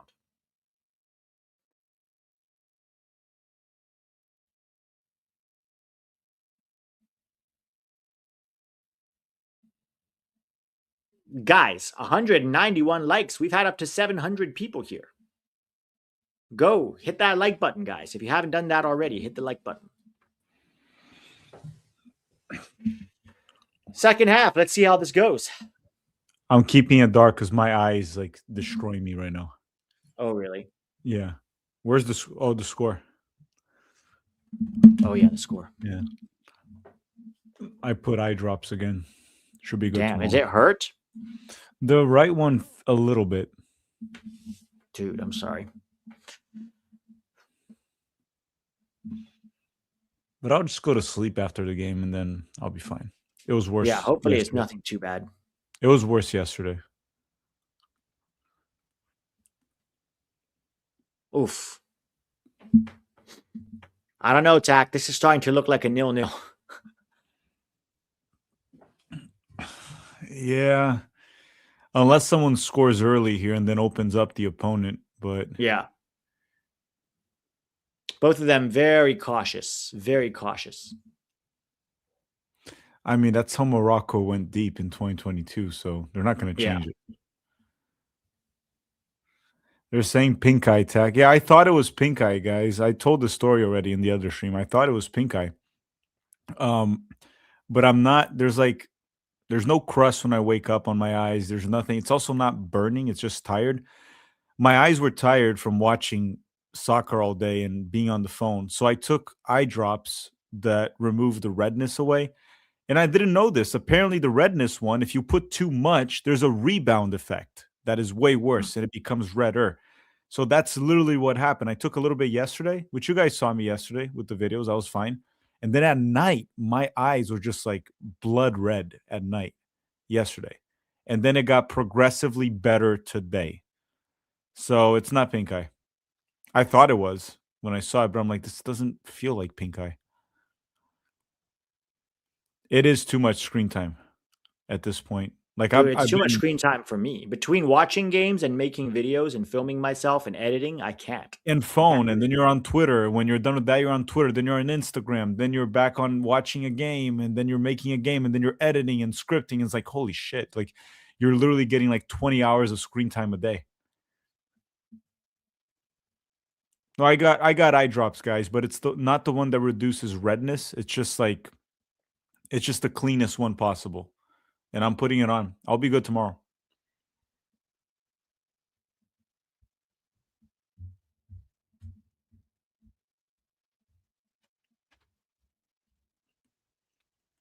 Oh, nice pass. It's interesting with Morocco how the only dual national that they lost is probably the biggest one they could have ever lost, right? Like Lamine Yamal. Yeah. But I mean, to be honest, they should be lucky. They're lucky they have as many good players. Most of them were developed in Spain or the Netherlands. So the fact that they have as many as they do is already very good. Like, were any of these guys developed in Morocco? I think almost none of them. Yeah. Pete, what game are you streaming tomorrow? Tomorrow, I'm going to do the Norway versus Ivory Coast game, and then Tack's going to do Mexico, Ecuador. What's the middle game tomorrow? That's you're doing the first. It's I'm doing the last. Sweden versus France. I would hope that's a somewhat easy game for France. It should be. The Dutch put 4 past Sweden or 5 or something. Morocco definitely doing better. They hit the post, crossbar. Mm-hmm. Well, they were doing better in the first half than the Dutch also. A little bit better. Yeah. Yeah.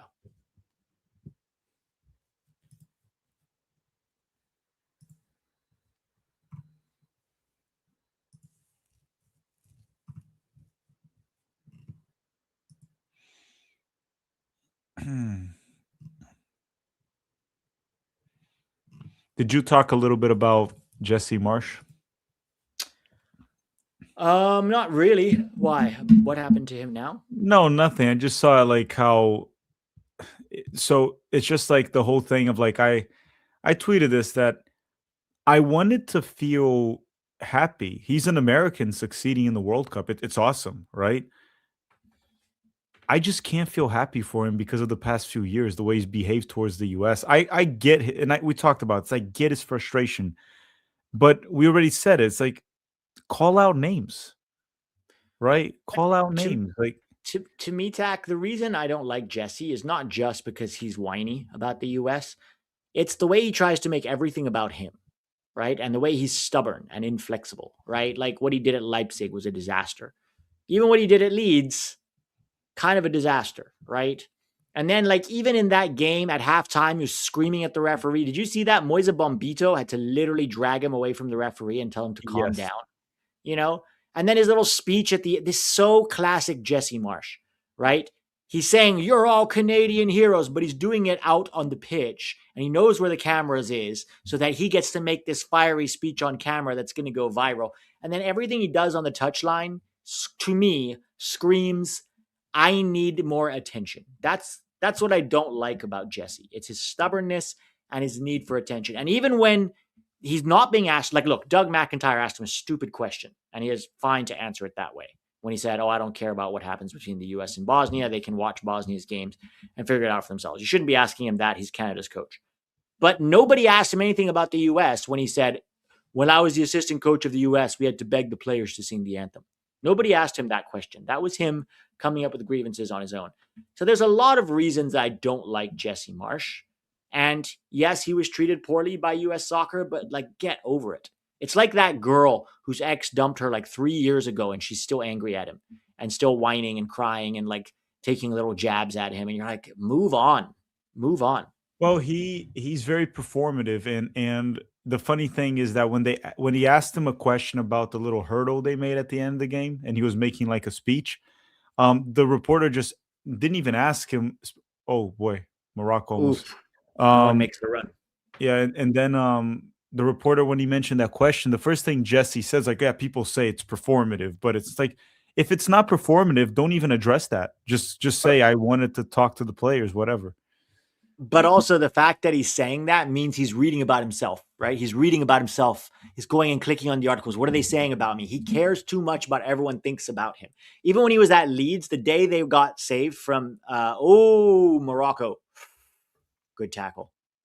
He did this whole speech to the players in the dressing room with the camera on him. You couldn't hear the people singing his name outside. Okay. So it was completely unnecessary to the speech. But he made sure in his speech to say, "They're singing my name outside. I don't even care. I don't even care about that." Bro, if you don't care, you don't bring it up. It's just everything he does feels like, I need everyone to know how great I am. What about those celebrations that he does? Like, I Well, mean, this look, weird one that he did, yeah. Like, I what was is like, that? what is that, bro? Like, it's almost embarrassing for a middle-aged man to be acting like that. But that reminds me of like soccer dads in the US. They behave like Yes. that. So, Yes. I mean, look, I'm not gonna like take the moment away from him. You celebrate a goal whatever the way you want, but it's just like that. The one that you show that he's like kind of like slicing the air. It's like, It dude, wasn't like, even it wasn't even a goal, it was a chance. oh, it wasn't a goal. It wasn't even the goal, it was a chance that Canada had, and he's there going, "Ah, ah, ah." It's like, bro, and that little one he did at Leeds when somebody scored a goal and he turned around to the camera and went, and you were just like, "What, bro? You're a 55-year-old man. Did you see the Stop." pictures I posted? No. Want me to put it real quick for you? Yeah, yeah. Let's Okay. look at No, it's just ridiculous. This is from the last game. I don't have the video, but look at the pictures. you sent them to me? Oh, they're It's here. right, yeah. I'll have to remove the score. Do it for like a second so people can see this. What is this, dude? Oh my god. Like, what is going on here? That's what I'm saying. And look, you can tell when, like, sometimes in the heat of a moment, you make a weird face or you do a weird body thing, right? But like, you can tell with him, this is it's like a bad actor, right? You know, you see a bad actor and you're like, you can tell they're performing an emotion instead of having it. That's what it always feels like with Jesse Marsh. To me, it's too funny. Yeah, the air guitar thing is very strange. All right. It's You guys it's should take a break disgusting. until the USMNT play. Get some rest. I think I speak for everyone when I say we both want you to be healthy. Yeah, look, I mean, that's why we haven't covered every single game. Like, that's why I took a break for Germany, Paraguay today from covering it because I could only do one game today. Tomorrow, neither of us is going to cover France, Sweden, but we're trying to do as much as we can while also prioritizing the US games. Yeah, I've also been covering Mexico, so I'm gonna do the Mexico stream, and Pete's gonna go through the Ivory Coast Norway stream too. So one stream will be okay. It's just that the problem with the group stage is that even when we weren't streaming, we were watching every game. So it's like 8 hours of soccer in the day, plus video, plus streaming, plus obviously Twitter, Instagram, everything. As it goes on now, it's starting like today was a bit of a lighter day in general, Yeah. compared to the group stage. But also, every game around the US is a big one because we have the preview, right? And then we do the live watch along and the post game, which is a very big day. That's 4 hours of streaming for us. And then the next day, I do the Patreon video. Tack does the 7 things we learned. And then almost as soon as that's done, especially now, it's like you got to start working on the preview right away while also continuing to still stream and watch games. So it's a heavy schedule, but it's only once every 4 years. We're trying to stay as healthy as we can. Paul says, due Committed. to our style and talent, only 5 teams clearly top USA: France, Netherlands, Morocco, Brazil, and Argentina. Everyone else versus the USA should be close. Yeah, I mean, I think talent for talent, you're right. Outside of those 5, there's not a lot of teams that are, No, I mean, I I would mean say Spain, Portugal. yeah, Spain. Oh, yeah, Portugal, Spain for sure are ahead of us by far. No one should be over minus 120 faves. Semis run coming. I'm going to say this. Have we just forgotten that this team has been asked for 4 years? I know we're excited about the World Cup, but we have a very, very small sample size with this team. Right now, we have 2 good wins in a World Cup against good to decent opponents, but not like world beaters. And then our B team lost to Turkey. I want to be hyped, and I'm excited for sure. And I think that we definitely have the talent with the right, if we have the right mentality, we can go far. But I've also seen this team crumble under pressure or under the bright lights of expectation or when something goes wrong. I've seen them crumble too many times in the past for me to believe this team is now just a semifinal team. I know if you want to believe that, great. In fact, belief is good. You should. But the analyst side of me is very wary of getting too hyped up for this team because I'm just going to get let down again. That's kind of where I'm at. Yeah, I mean, if we're gonna be realistic about it, we're not a semifinals team, but No. the fan in us wants to believe that we will make it because Morocco wasn't a semifinalist as well in 2022. They were actually struggling right before the World Cup. Yes. So it's possible. We don't want to take that away from anyone, but it's just that if me and Pete start to just go full delusion mode, it's not going to look good from the analyst part, I guess. Yeah. Yeah, look, if I was a fan and I wasn't covering on YouTube, I would probably be a little bit more delusional, but I can't. I can't be, right? I still have to keep calm. But I understand what you're saying, Paul, and keep on believing, man. You never know. You never know.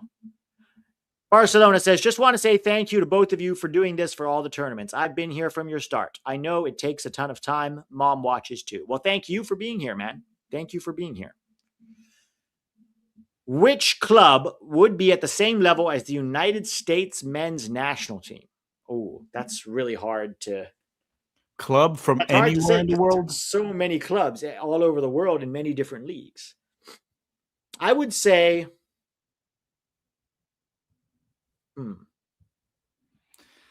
Club. is Milan too unrealistic? A mid-table Serie A club? They're not really mid-table, but No, but they got mid-table last year, and they didn't qualify for the Champions League again. they have a better goalkeeper than us. Yes, they have a better goalkeeper. Do they have a better striker? I don't think so. No, Balogun's better. They have Pulisic. We have Pulisic. McKennie probably would start for them right now. 100%.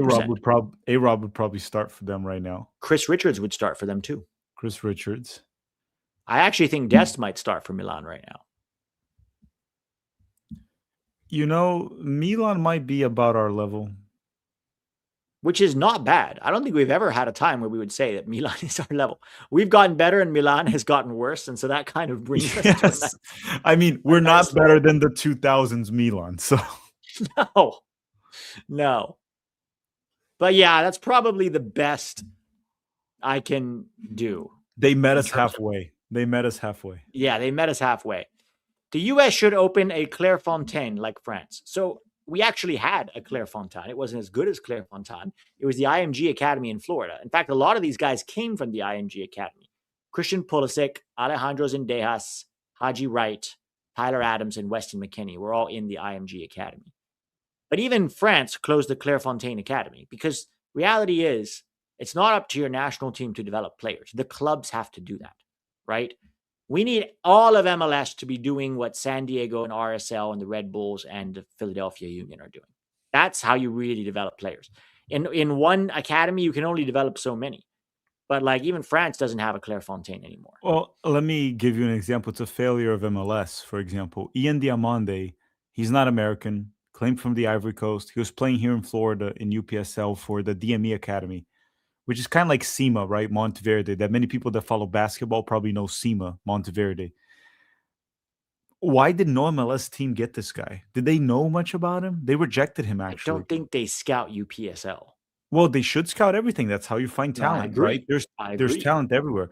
We had a player in the TST last year in our team, Brian, for example, that you know very well. I'm not saying he's Ian Diamande, nowhere near that, but that's a player that could be in a U20 MLS team and potentially be a player.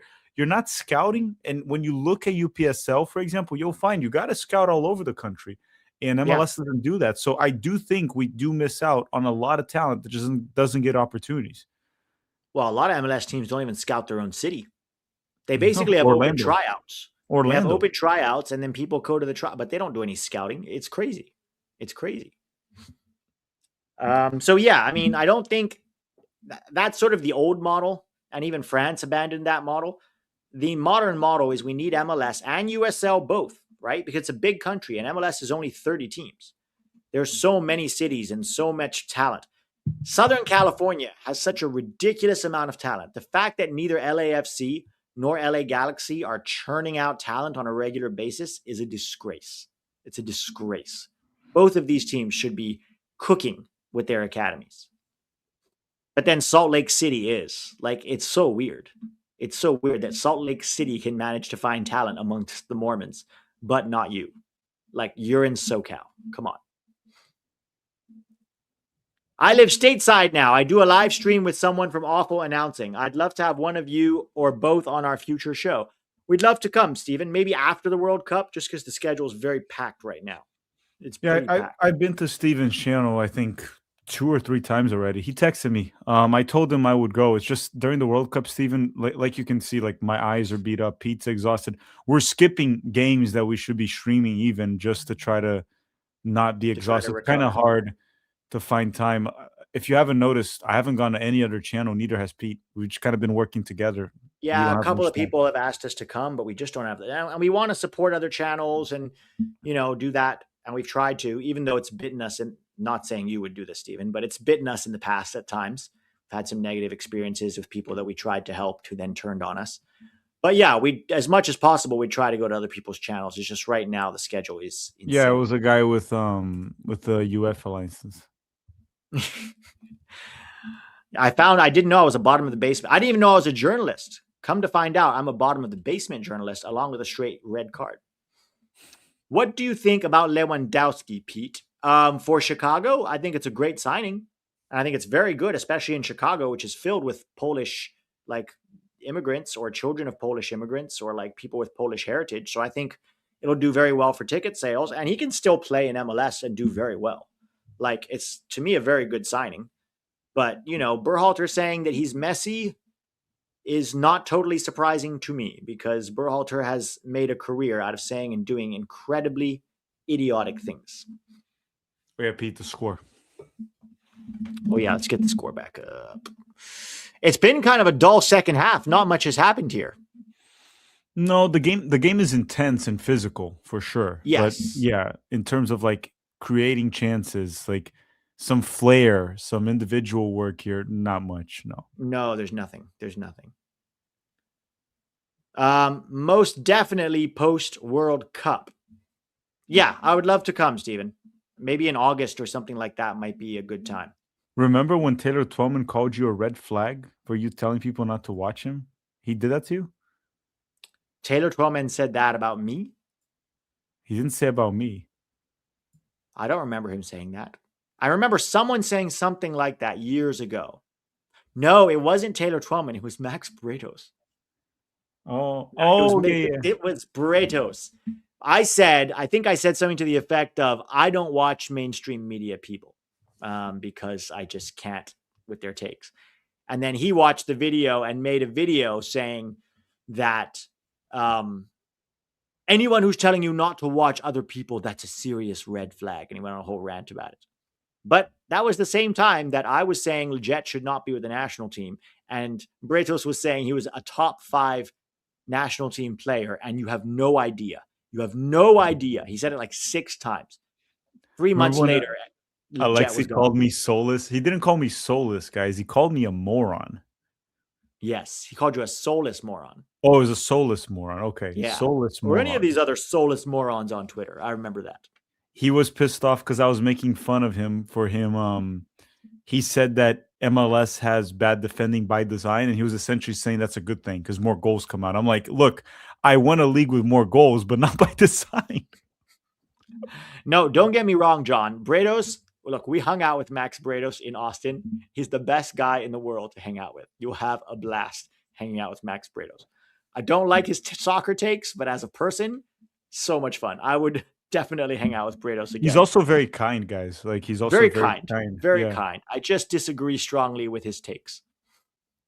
But yes, but he's a very fun guy to hang out with. Okay.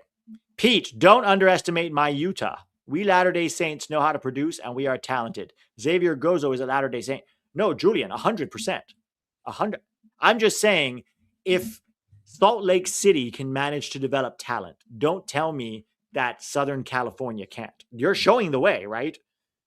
You know, I mean, at least with Xavier Gozo and this other kid, Aiden Hezerkani, Diego Luna, you kind of got from Locomotive. But yeah, if Salt Lake City can find talent and develop it, then why can't Southern California? That was what I was trying to say there. If you're up for it and just for fun, could you give us a projected starting USMNT 11 for the 2030 World Cup? Oh boy. Okay. This is obviously way too soon, so I'm just going to take a wild guess here. Hold on. Goalkeeper, can I help you? Flip a coin. Yeah, it's coach. That one, let's pass on that one. What? Let's pass on the goalkeeper because it's like that one. I'll say Cochin. I think Cochin has the greatest chance, but that doesn't mean anything. Never played a professional minute. I'm going to say if we go with the back 3 again, I'm going to go Chris Richards, Neil Pierre, and Alex Freeman. Left wing back, A-Rob. Right wing back, still Dest. Midfield, the vet scored.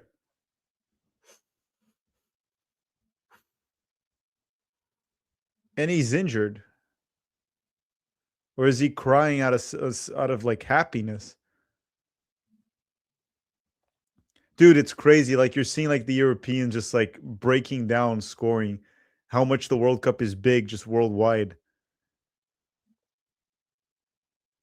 Oh my God. Oh my God. Oh, Gakpo. Is it Gakpo? Yeah. He's crying a lot. Why is he crying? Is he Moroccan Dutch? I don't know what he is, but maybe he's just hurt. He's hurt. No, he's not hurt. He's up now. Why is he? Let me see. Does he have like Moroccan heritage or something? Oh, his kid died the other day. Oh my God, really? Oh, his kid? Wait, his child just died? I didn't know this. How is he still managing to play at a World Cup? It was the death of an unborn child. His wife was pregnant. She lost a baby. Oh shit. Oh, poor guy. Guys, we didn't know that. We didn't know that, guys. I had no idea. Yeah, I had no idea. Oh, poor guy. Well, very happy for him. That's a rough one. Poor guy. Well, if there was someone that probably deserved and needed a goal here, it's him here. And all the support. Yeah. Well, they have 18 minutes. Congratulations to Cody Gakpo. I hope it doesn't make up for it, of course, but I hope it's a small consolation for him to score that goal. happy for him. And it looks like if things continue like this, Morocco might be going home. They're asking just a few days ago. I'm looking here. Yeah, the news came out. Dude, it was like now. Oh, geez. Like it was Honestly, the yesterday. fact that he's managing to start and play well is incredible. The news are all from yesterday, actually. Damn.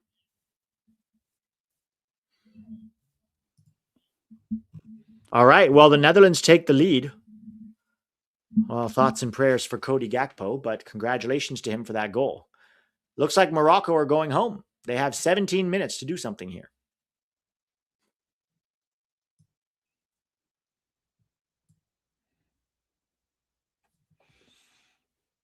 I don't think Wow, they have it. I'm kind of impressed that he's starting. I don't know, like to be able to like shrug off, not to shrug it off, but to like still play well and be focused when that has just happened to you is very impressive. That's a very strong mentality there. Yeah, it's tough, right, to see sometimes the guy actually doesn't want to be in his room, right, on his own. It's worse. Yes. So it Yeah, depends. that's Like true. sometimes it's even worse to be on your in the room on your own. So Yeah, sometimes you oh, man. Well, oh, thoughts and prayers to Cody Gakpo and his wife and his whole family. But congratulations. So yeah, back to the starting 11. I still think Dest. I think the back three would be the same, except Neil Pierre. Maybe it's my guess. Um, and then Dest and A Rob, I still think are the wing backs. Now this is where it gets interesting. The attacking duo. Well, the double pivot I think could be Tyler Adams and Adri Mehmeti.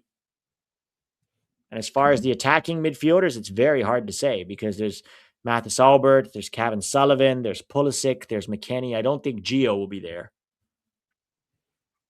I'm going to go out on a limb and say Pulisic will still start, but he'll start next to Mathis Albert. That's what I'll say.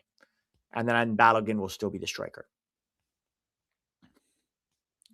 That's a wild guess, right? It's very hard to project 4 years in advance.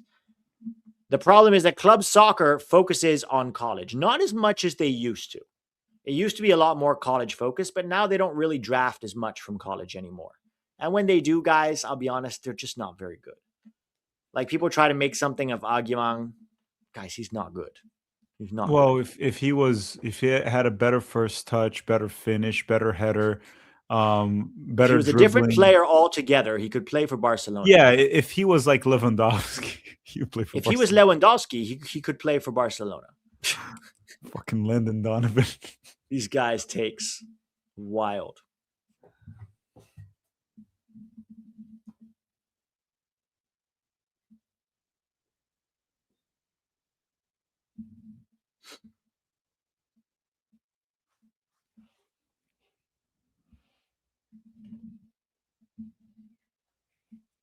Oh, Aiden Hezrakani was developed in Southern California. I didn't know that. But then why is he at RSL? Why didn't LA Galaxy or LAFC pick him up? Remember when Brian McBride said that Shaq Moore was our best 1v1 defense? Oh my God. Did he really say that? Was that him or was it Casey Keller? No, you're right. It was Brian McBride who said that. Dang.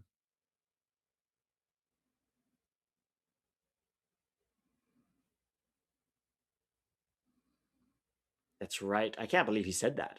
And didn't he say that while he was the GM? Or did he say that after? Oh, yeah. He had left. He had just He left the had position left. of GM. He had just, because it was during the Gold Cup, and he said he's our best 1v1 defender. Bro. That's, again, another reason to not watch MSM.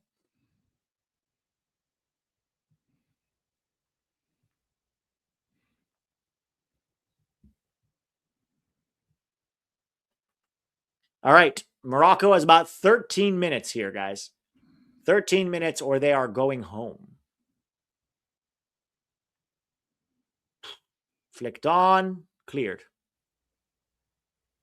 Shot blocked.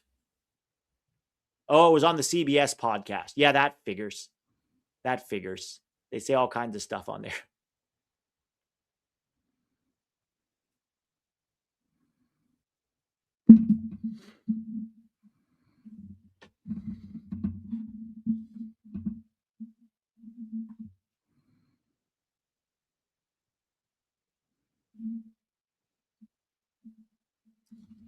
Morocco almost equalized. Cross. Ooh, nah, not a foul. They're sending in who's that number 16? He looks like a kid. Isn't number 16 that kid from Ajax Let me that see. played against us at the under-17 World Cup? So he's like 16. Yeah, I think he's like 17 now. Let me see. He is Unless I've got the name wrong. no, he's 20. Oh, he's 20. He Who does looks he like play he's for? Did he play in the under-20 World Cup? He might have. maybe he plays for Strasbourg. Yeah. What's his name again? I remember him. He was It's very good at the under-20 World Cup. it's Oh, they okay, took hold off on. Brahim. Jessemi Yassini. Assini, yeah. They took off Brahim Diaz, huh? Yeah. Former is he still with Real Madrid, that guy? Yeah, Yeah. still there. Him and what's his name? Goulet were like their young up and coming guys, but they haven't really Yeah, they're done it. gonna have to find someone else with those two. Yeah. They'll probably both end up. I don't think any of them will stay at Madrid, to be honest, long term. I think they'll probably end up kind of like Minamino, where they end up going to like a very good French league club or playing, somewhere like that.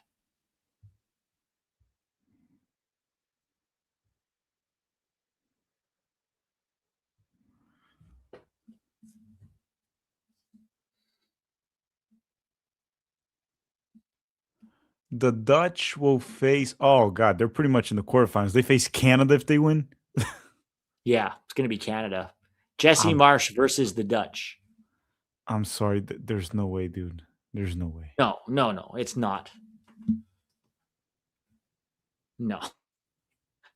I would bet $1,000 on the Dutch if I I had to. might actually bet $1,000 on the Dutch. I might actually do it.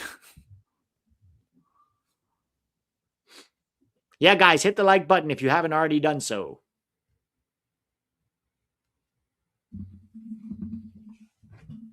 All right, 10 minutes left, guys. 10 minutes left.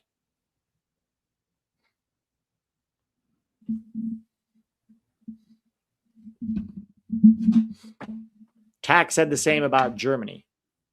I mean, I think personally, I think the gap between Canada and the Netherlands is bigger than the gap between Paraguay and Germany.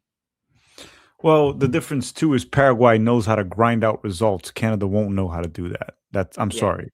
Like you got to remember Paraguay every cycle they're facing Brazil and Argentina twice for decades. And then you And they have also play Canada. Copa America. Exactly. And they're facing all these giants all the time.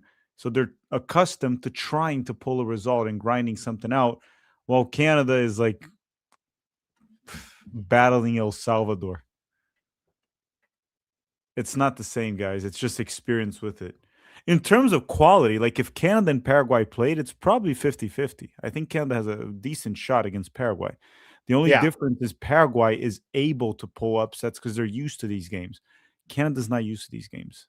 It's not showing the result, Pete, by the way, on screen. Oh. It's 1-0. 1-0, Cody Gakpo with the winning goal. So then that actually makes Canada's path to the quarterfinal quite easy. Who would they face if they get to the quarterfinal? Canada? No, the Netherlands. I mean, if Canada wins, sure. Well, then it's France, right? It's France, potentially. Let me see. Because it's France, Paraguay, right? If they beat Sweden, they face Paraguay. So, yeah, it's France that they'll play. Oh God, I think France that's the got end of the Sweden world. and then Paraguay. And then the Netherlands, which, to be honest, that's an easier opponent than many other quarterfinalists, right? The Netherlands? I don't think they're that easy yet. No, they're not easy. They're not easy. I'm just saying they could have gotten a title contender in the quarterfinals. Yeah, they could have gotten Argentina or Spain. Look at Brazil's path. It's one of the worst ones. It's Japan, possibly Norway, then possibly England. That's just to the quarters. I think Brazil can take England. No, they can take those, and then semifinals, most likely Argentina or Colombia. Problem is Argentina has such an easy path. They're going to get to the semifinals super well rested.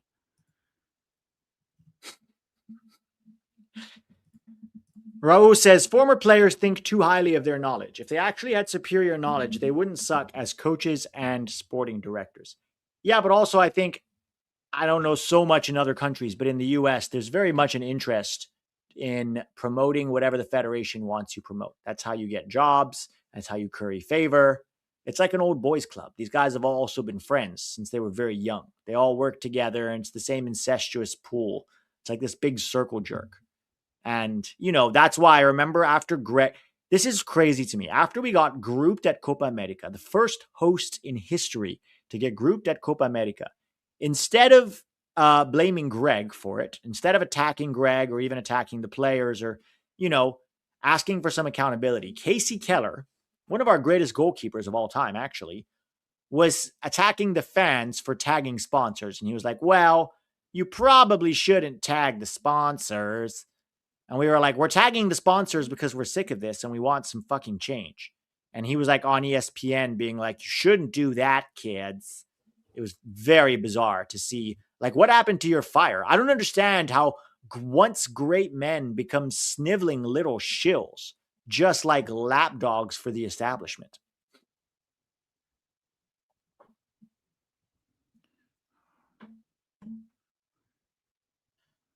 All right, Morocco's trying for a goal here, guys.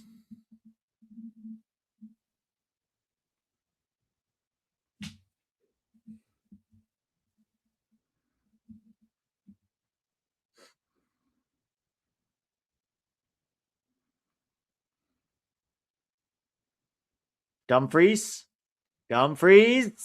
Oh, terrible cutback.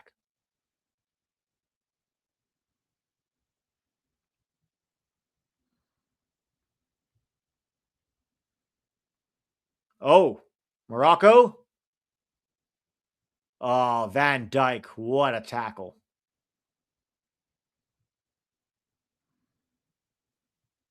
Well done, Van Dijk. Don't worry, Tack. Cape Verde will win. I don't know, guys. That seems a step too far for Cape Verde. I mean, they've already done incredible stuff. I have a question for you. What's more likely, the U.S. make it to the semis or Cape Verde knock out Argentina? I would say Cape Verde knock out Argentina because it's one game. One game, anything can happen. The U.S. would have to win 3 more games to make it to the semis.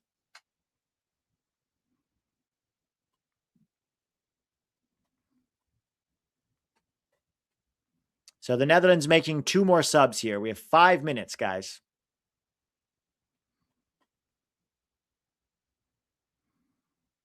Tack, take over for 1 second. I'll be right back. Mm-hmm.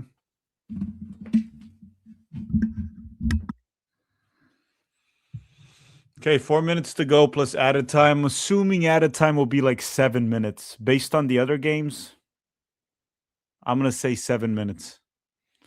Tack, why are you always on your phone? I'm resolving a few things on my phone right now. And I'm tired as hell. I need to sleep in tomorrow. I really do. I don't think Morocco's going to score either. I could be wrong, and we saw Brazil score super late, but to me, this game is basically, well, I think it's a little stupid for myself to say it's basically over when there's like 10 minutes to go, essentially. But I just don't think. Oh, Gakpo. This could be another one. Cross, and that'll be a corner for the Dutch. Could have been another one here from Cody Gakpo. Onahi is out. They brought on Urian Timber for the Dutch. Oof. Morocco is more or less going exactly as I expected in this World Cup. Yeah, like they looked good in the group stage, but the Netherlands is just a step above them right now. And it's been a pretty even game, to be honest. Moroccans said I was underestimating them. They say that every time. That's the thing about Morocco. They had one good World Cup. One good World Cup. And you and I talked about this. How are they going to handle the pressure? Because 4 years ago, Netherlands versus Morocco, Netherlands would have been heavy favorites. Morocco was good for one World Cup. To really get respect, you have to repeat that for multiple World Cups. Multiple World Cups. So losing to the Netherlands, probably their stock goes down a little bit for sure. Because it's like, okay, last time you beat Spain and Portugal. If you want people to take you seriously as a contender, you have to beat teams like the Netherlands. I think Croatia doesn't get the respect they deserve. That Well, would they be did it for 2 World Cups in a row, right? A final and well, a third place. yeah, but they also made it to the semis in '98. Yeah, I mean, that was a long time ago. No, But but what I'm saying is like Croatia's done it many times. They made it to the knockouts multiple times. They made it to the semifinals in '98. They yeah, made it to a semifinal in 2018. Sorry, final in 2018, semifinal in 2022. They're in the knockouts again. We'll see how it goes. So I yeah. think I they think they made might be a little too old this time to go that deep, but you never know. no, but what I'm saying is they had two different generations that made it to a semifinals. Yes. That's no accident. That's the point.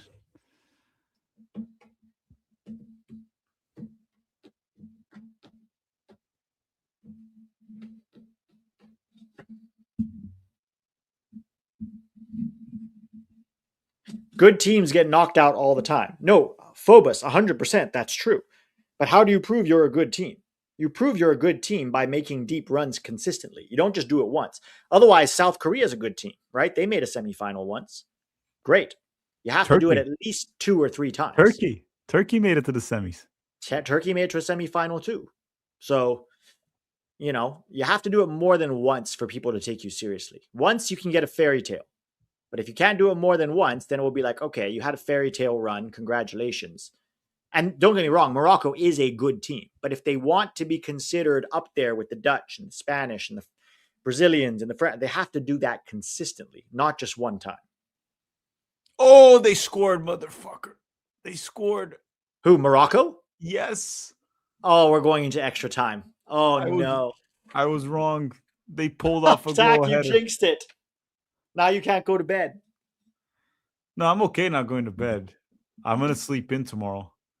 But it's also extra time. not late. It's 11 p.m. I've been sleeping at 1 or 2 a.m.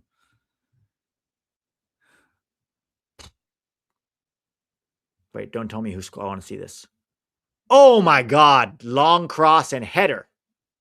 Oh, my God. 1-1, guys. Oh, my God. 1-1. Morocco are back. That was very good cross. Very good header. I love the Moroccan fan with the cowboy hat.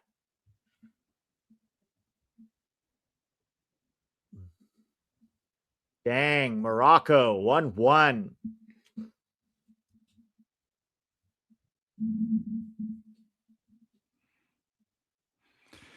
Dude, the one thing about Paraguay that I'm jealous of is because they went through in the third place in our group, they play July 4th in Philadelphia. Oh, I still wouldn't trade it. I wouldn't want. Dude, Germany could easily have knocked us out in this game. And then now they play France, right? Yeah. Nah, but They're I going to don't play know. France. Playing in Philly July 4th, that's just kind of like what we needed this World Cup. Yeah, but losing to the French who gave us the Statue of Liberty on July 4th in Philly, that would not be so good. Oh my God, yeah. Be crazy, actually. If we won, sure.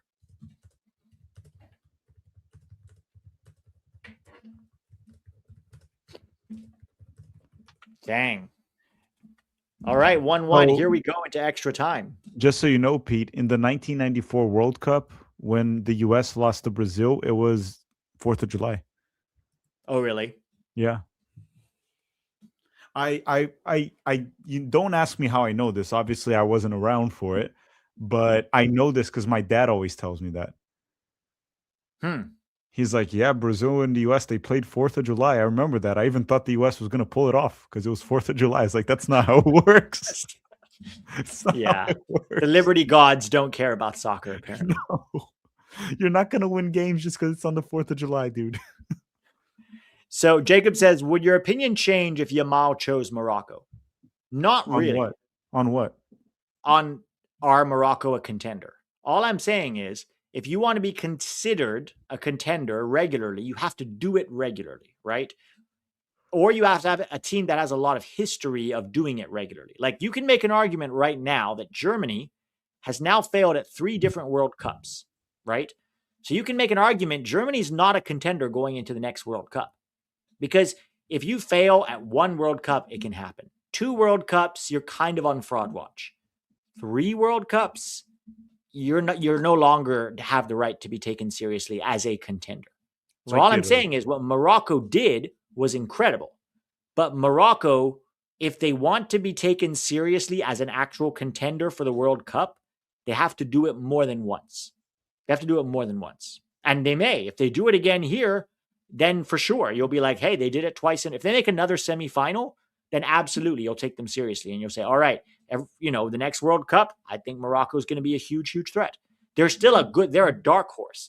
What I'm saying is the jump from dark horse to contender happens with consistency.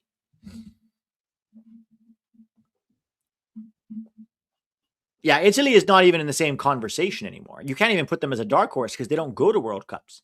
Now Italy is a plucky underdog hoping to qualify for a World Cup. They're essentially Bosnia now.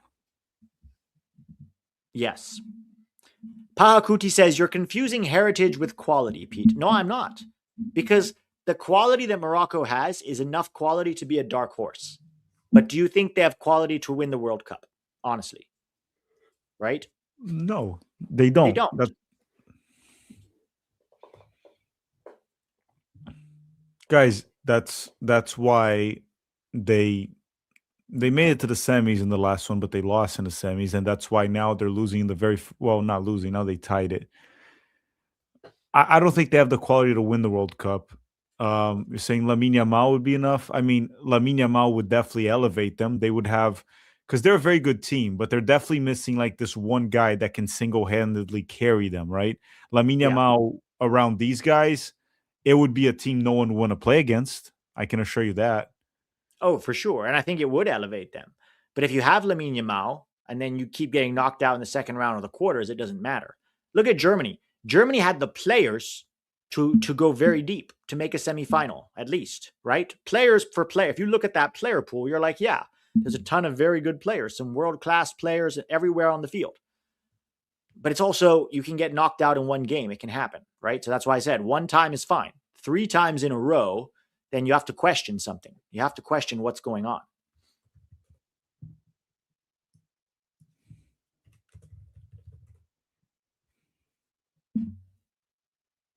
Oh, the Netherlands. Great tackle.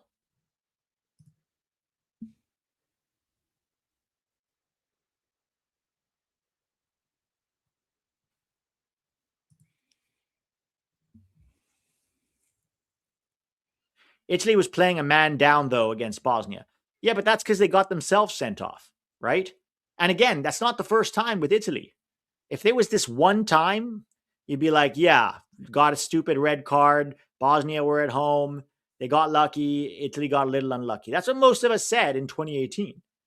But it was North Macedonia, Sweden, and Bosnia all stopped them from going to a World Cup. And also, they didn't top their group. The reason they were even in those playoffs is because 3 times in a row, they didn't top their group. So it's not just the one-off games. It's also that they couldn't top their group. So it's hard to take them seriously anymore. If this goes to penalties, who you got? Ooh. It's so hard to predict Bono. penalties. Well, the Dutch are usually prepared, and Morocco has Bono on goal. He's incredible. Yeah, it's very hard to predict. It's who can hold their nerve, right? It's mentally. Who has the strongest mental game? That's really what penalties are. Because every single one of these players can do 90 out of 90 penalties in training. It's when the pressure is on, can you hold your nerve? That's the big question. Also, it may not go to penalties. We still have half an hour of extra time. Dumfries with the long throw. Cleared.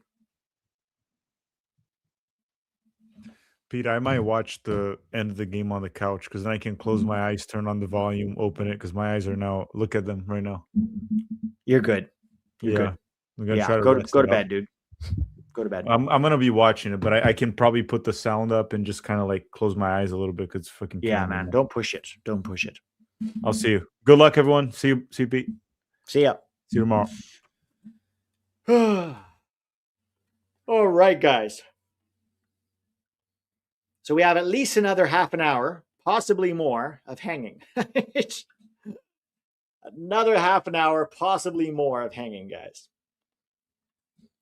Who have I got? I'll say the Netherlands just because, well, look, because Morocco beat both Spain and Portugal on penalties last time. So they do have penalty experience. I'll say for penalties, probably Morocco. I'll throw them one. Let's say Morocco.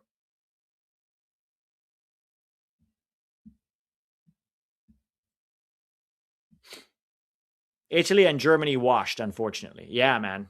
It's bad for both of them. No, Bono's an incredible keeper, too. He's an incredible keeper.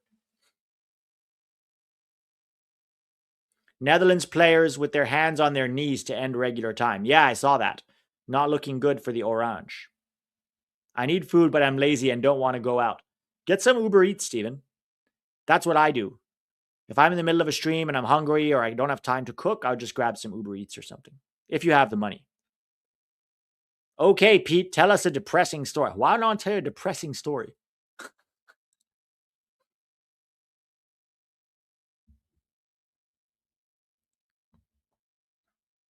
Sorry, guys, but I'm enjoying this match. No, good.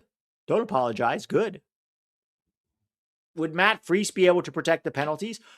So Matt Freese is an interesting one. He was quite good at penalty saves during the Gold Cup, remember? And I think what's interesting about Matt Freese is MLS Next Pro instituted this thing where if two teams draw, they end with a penalty shootout to decide the winner, even in league play. And however you feel about that, that does give our goalkeepers, the goalkeepers who played in MLS Next Pro, it does give them a lot of experience in penalties. And Matt Freese was part of MLS Next Pro when that happened. So maybe it helped him become better at saving penalties. I don't know. It's hard because the pressure of a World Cup is not like a Gold Cup, right? We'll have to see. We'll have to see what he does in a World Cup. He wrote his Harvard thesis on saving penalties. I mean, that's great. That's great, but until I see it in a World Cup, it's like a Harvard thesis is nice. I just don't know if that translates to on the field. It's easy to write something down on paper. Doing it in real time when there's, pressure and the whole world is watching and the whole country is watching is a completely different thing. So we'll have to see. Pete, do you think Freese should move? I think he should move if there's a club that has him as the number one, right? I don't think he should move if he's going to go sit on the bench somewhere. If there's a club that needs a goalkeeper and the spot is his to lose, then yes, I would definitely go. We always want our guys to push themselves. But goalkeepers especially is a unique position where if you're not playing, it's rough. You're going to be sitting on the bench.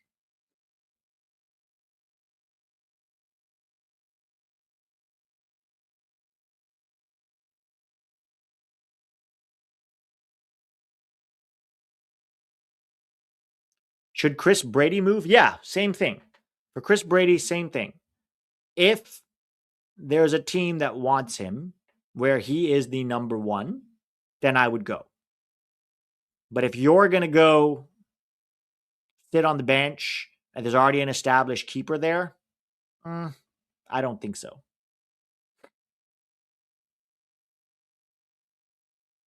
I wrote my Harvard thesis on the fake news Jamaicans.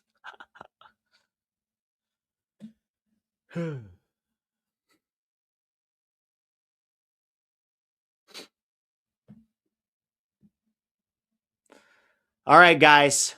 We are in extra time officially. Let's see if my nephew is half Dutch and he's a big Netherlands fan. Seeing if he texted me. He must be freaking out right now.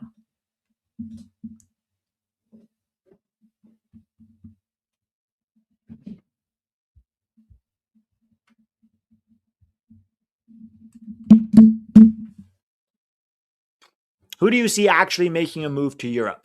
I think soon would be Xavier Gozo and Peyton Miller and Sebastian Berhalter as well. Those three are the ones I can see moving soon.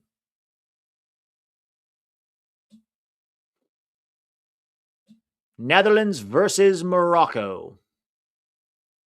1-1. We're in extra time. It's very scrappy, very cagey game right now. I mean, Mathis Albert is there. Matt Freese could move. I'm very curious where he would go. I don't necessarily believe every rumor that's out there.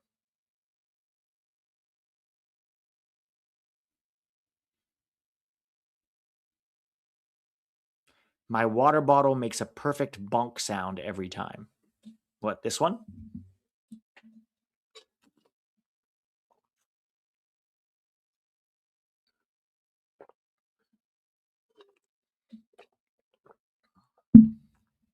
Best match of today? Oh, it was definitely Germany, Paraguay.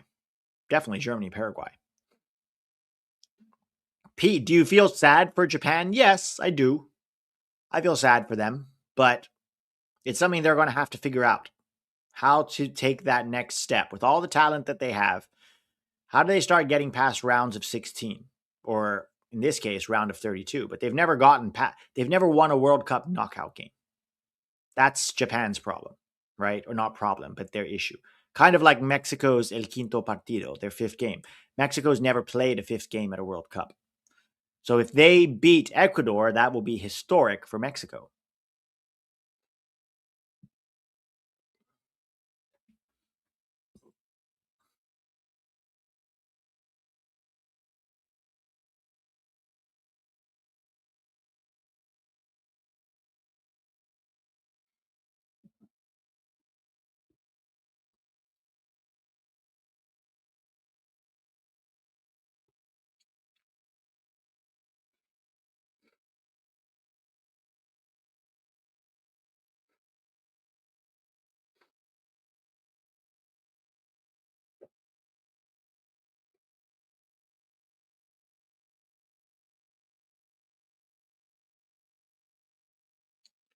Miles Robinson to Barca. What do you think Berhalter's ceiling is? Ceilings, like absolute ceiling, somewhere between probably Bundesliga. I think Bundesliga, because if James Sands can play in the Bundesliga, then I think Berhalter could too. But I'd say he starts off by going to the championship and then takes it from there. What game are you streaming tomorrow? I'm doing Ivory Coast, Norway tomorrow. Ivory Coast, Norway.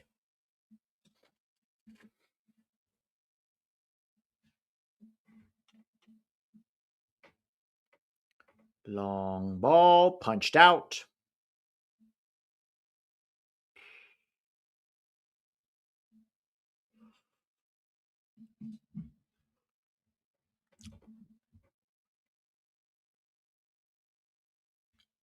Whatever happened to Jonathan Lewis? I think he's playing in USL.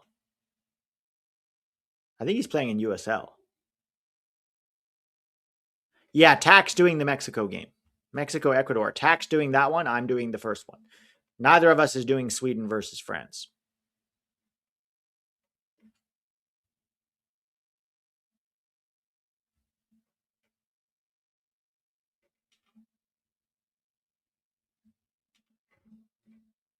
Are you and Tack going to stream the under 20 Gold Cup? No. There's no Gold Cup. Senior team. We'll stream under 17 World Cup and under 20 World Cup, but not like qualifiers or anything like that.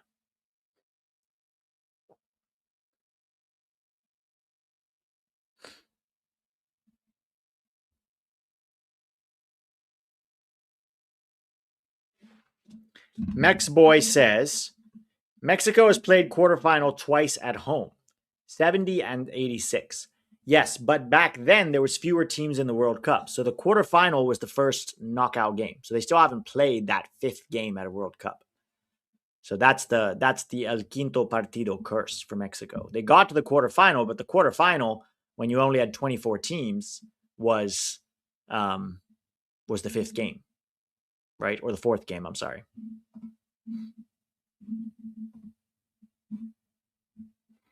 All right, Morocco down the line here. Oh, coming inside. Saibari. Oh, he's on. He's through. What a save. What an incredible save. Oh, the Dutch keeper came up so big there. Woo. 1v1. He just skipped past the defender, saved it with his foot and his hand. His foot and then up onto his hand. Oh my God. That should have been 2-1 to Morocco. That should have been 2-1. Someone show that to Matt Turner. That's how you come off your line and make yourself big. Not the nonsense that Matt Turner did against Turkey. All right, corner for Morocco here.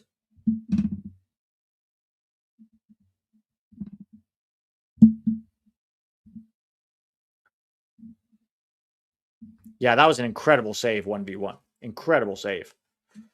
That one and Zion Suzuki against Brazil today, for me, were two very, very good saves. Oh, 100% Freese concedes that. Dang. Yeah, he plays for Brighton.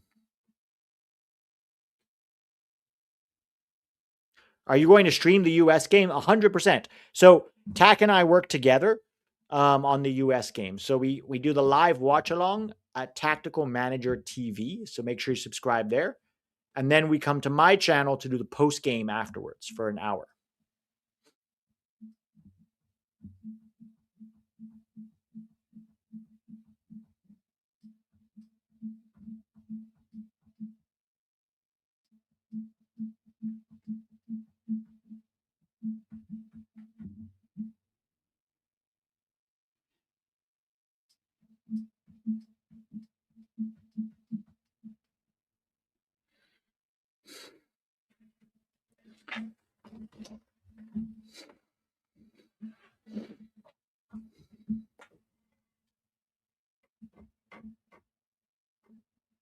All right, here comes Morocco again. Over the top. Nah. Far too wide. Van Dijk has that handled.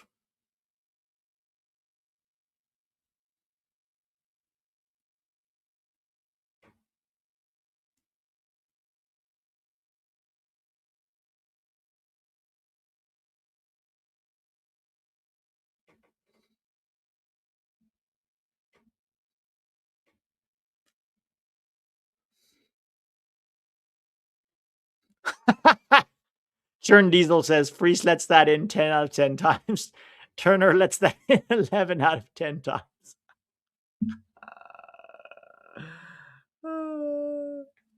That's funny. Gosh, why am I so tired? Why am I so tired?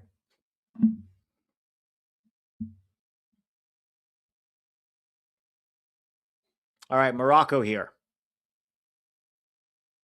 Dribbles into space. Passes backwards.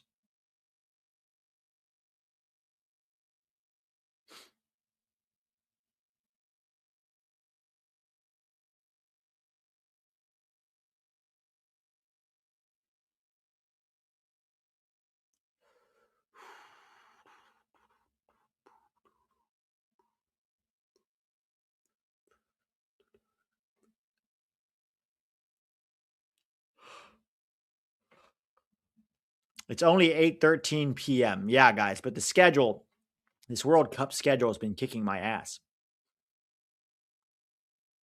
You guys have no idea how much work. I mean, forget the live streams and watching. That's already a ton of work.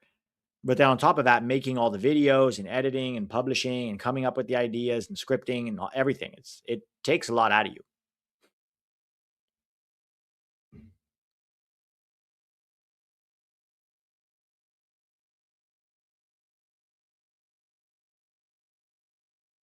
I know. Shout out to the East Coast Warriors over there. Anybody who's still up watching this on the East Coast.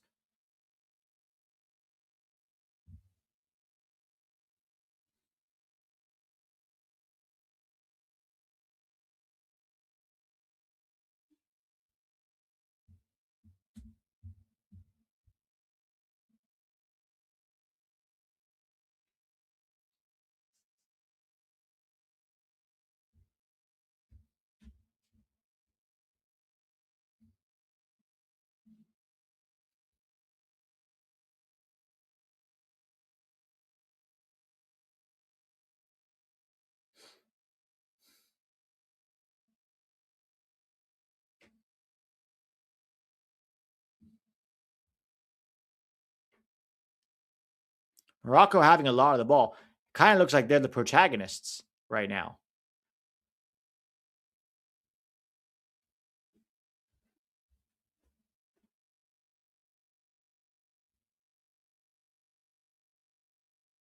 Morocco goal in 110th minute. Remember, I said it. We'll take your word for it. We'll take your word for it. Are you from the future? Flying Lion? Flying Lion?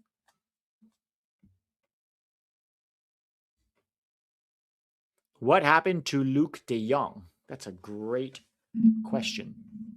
Looks like it's all Morocco right now. All the momentum is with Morocco.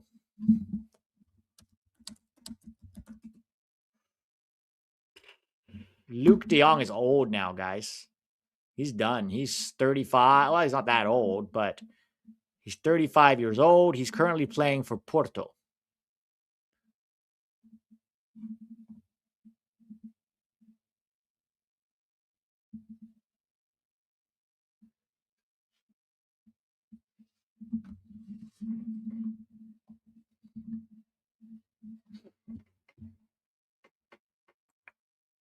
Aliens coming down to take Hakimi in the 121st minute. All right, we're waiting for this 110th minute right now.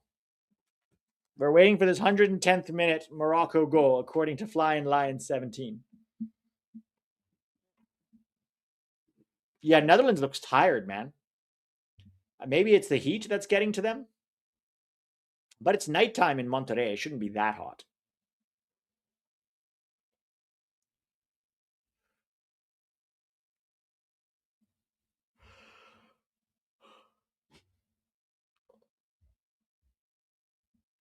Yes, Dest would start in this Netherlands team. I don't know, guys. Dest still wouldn't start over Dumfries.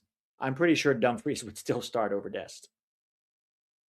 Oh, altitude. That's true. Isn't Monterrey at altitude? Is it as high as the Azteca?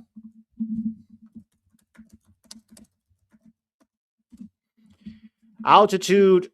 Oh, it's not that bad. 1,700 feet.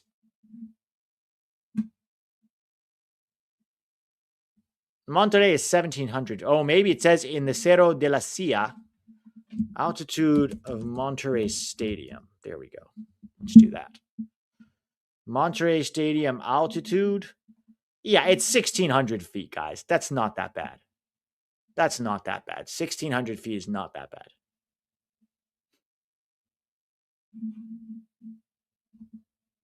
Yeah, hot and humid I can get.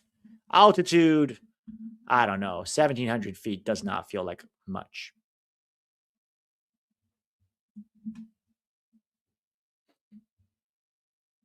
$59.70 according to Google.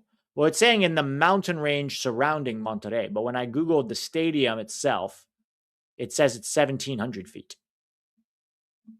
The Dutch live below the sea level. Yes, but how many of these guys actually live in the Netherlands? Most of them play in England, so they don't actually live below sea level. That is a good point, though. If there is no goal at 110th minute, ban that guy. No, I'm not going to ban him.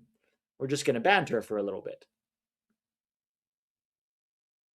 89 and humid at 10 p.m. is rough. Yeah, definitely the Europeans and humidity and the heat this summer.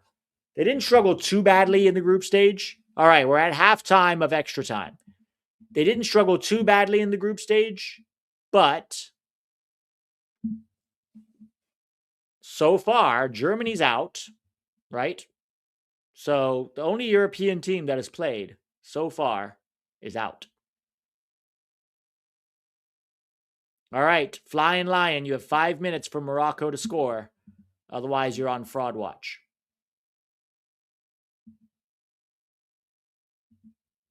You can see the mountains from the stadium. Yeah, it's beautiful. It's a beautiful view from the stadium.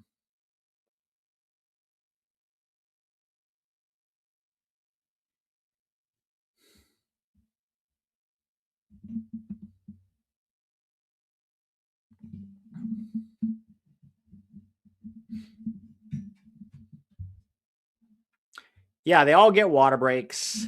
They'll be fine. They can't use the heat as an excuse. Like, I'm sorry, you can't use the Heat as an excuse. Deal with it. It's not that bad. It's not that bad. Europeans call Americans soft for AC, yet do the most complaining about the heat. I know. It's wild. I've passed through Monterey and it's hot in the summer. Yeah, but everywhere is hot in the summer, right? Like, it's hot. The world is heating up somewhat at times. So I'm not like, I have no sympathy for anyone complaining about the heat. Both teams are in the same stadium and in the same conditions.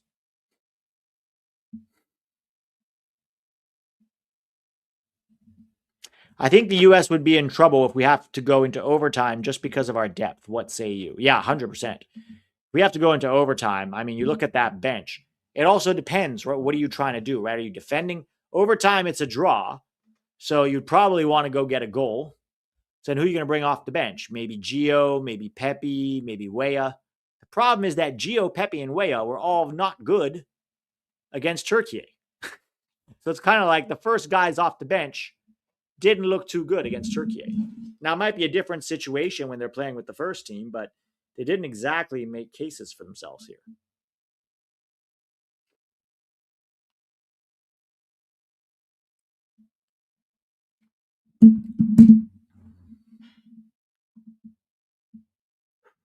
Monterey is amazing. I'd love to visit. I've never actually been to Monterey. I really want to go. Pete, your USMNT penalty shooters. Okay. For me, my penalty shooters are Pulisic, Balogun, McKennie, definitely not Dest. I want to say Tyler Adams, but I've never really seen him take a penalty before. A-Rob took one for Fulham. It's just tough. Tillman. I would say Pulisic, Balogun, McKennie, Tillman.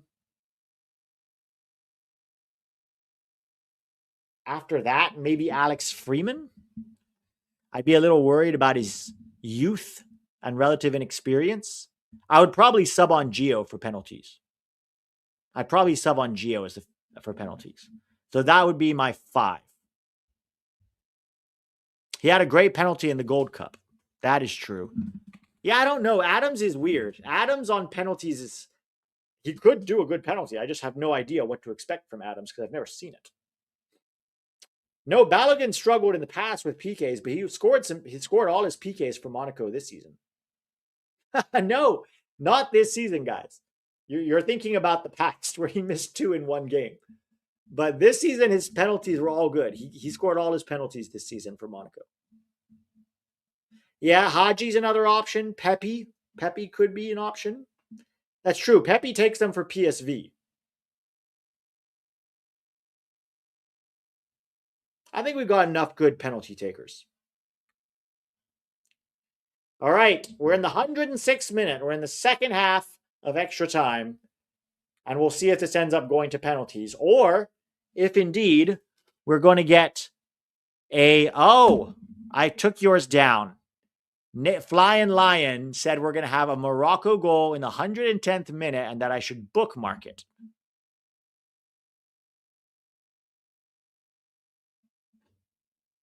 Remember when Roldan missed his in the Gold Cup semis? I know, he's never scored a goal for the U.S.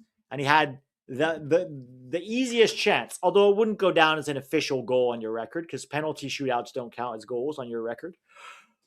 But he would have had a chance to go and put the ball in the back of the net for the U.S. in 50 caps, and he still managed to miss.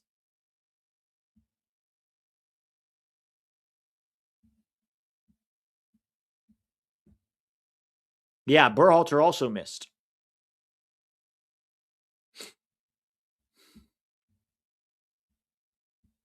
Bring back Bobby Wood. Oh my God, Bobby Wood. Who's that guy that's kind of crazy that called me and Tack Twitter ISIS who really likes Bobby Wood and still thinks Bobby Wood should be in the team? Oh, Morocco almost getting in behind there. The Dutch look gassed, guys. The Dutch look gassed. Well, the keeper is going to be Matt Fries. Oh, Colin Reese. That's right. Colin Reese. Colin Reese wants Bobby Wood and Andrew Farrell. Andrew Farrell and Bobby Wood. And he used to be a big Sebastian Lletget fan.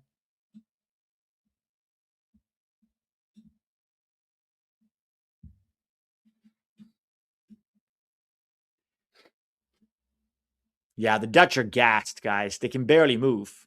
If I'm Morocco, I'm not letting this go to penalties. Press for a goal now. The Dutch look completely gassed. Mixed discarooed.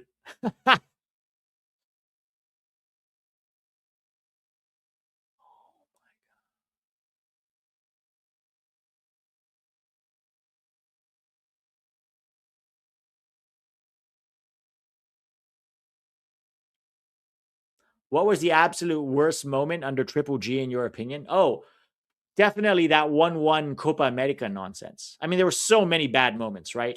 Him outing Gio Reyna, taking pictures with the fans, saying that we dominated Canada after we lost. The 1-0 loss to Panama in World Cup qualifying, and then him saying, we need the MLSers because they know the stadiums. Bro, like, where do you even start? African dogs, the mugs, the shoes, the bounce passes, Jackson Ewell, Jonathan Lewis, Shaq Moore playing at the World Cup. Like, where do you? There's so many moments for Greg Berhalter that are terrible. How do you even pick one? Amoeba attack. Oh my God. The amoeba attack.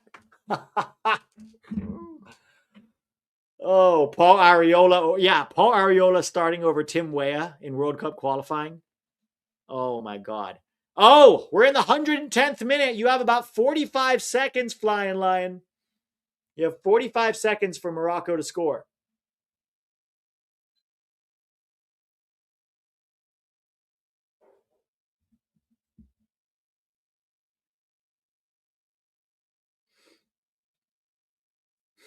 The amoeba attack. Oh, the Dutch are making a substitution in the 110th minute just to make sure that Morocco don't score. That's why they're making it in that minute. They saw Flying Lions. They saw Flying Lion's prediction. Flying Lion, you have 10 seconds on my TV. The Lletget back passes. And boom, it's 111th minute. Flying Lion, you're officially a fraud. You're officially a fraud.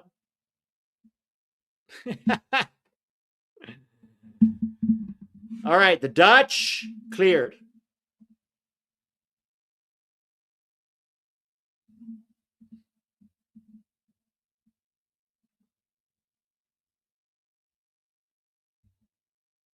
No goal for Morocco.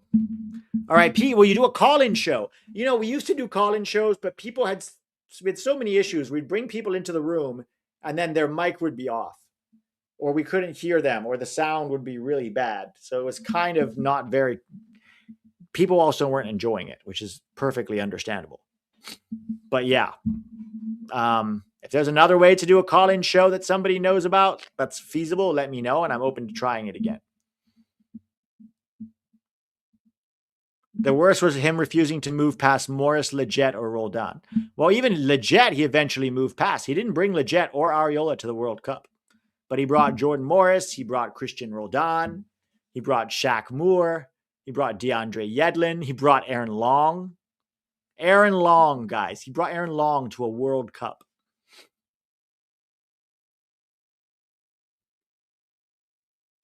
Pete, what happened to Tactical Yanks podcast? We just couldn't keep up with it. Both of us are very busy. Remember, this is not our full-time job. Both of us have careers and jobs and other stuff too. So it was very hard on top of the YouTube channel to keep up with the podcast.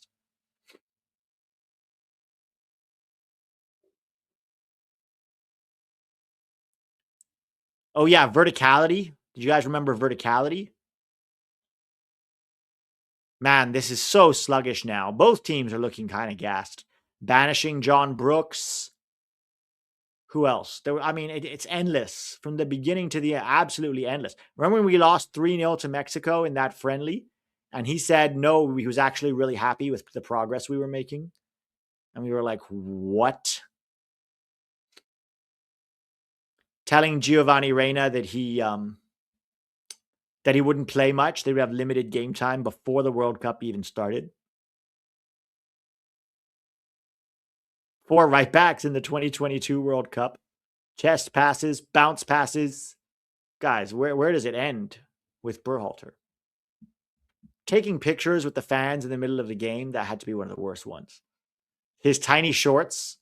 Gakpo's getting subbed out. I think he pulled something. Or maybe he's just cramping and he can't do it anymore. The horseshoe. Yeah, the horseshoe attacks where we're just drawing half circles with the ball without actually doing anything with it.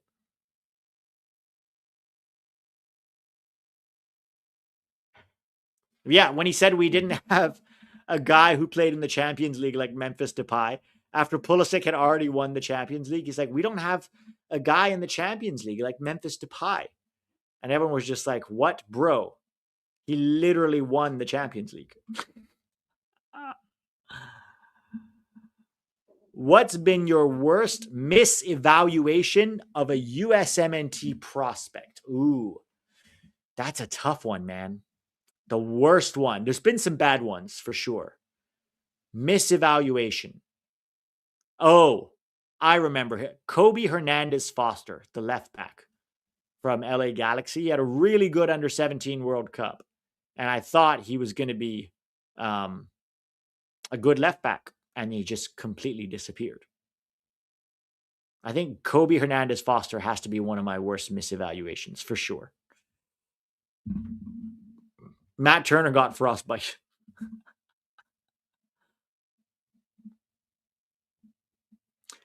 All right, 5 minutes left, and then we go to penalty shootouts, guys. 5 minutes left. Ugh. No, but see, a guy like Conrad De La Fuente actually had the talent.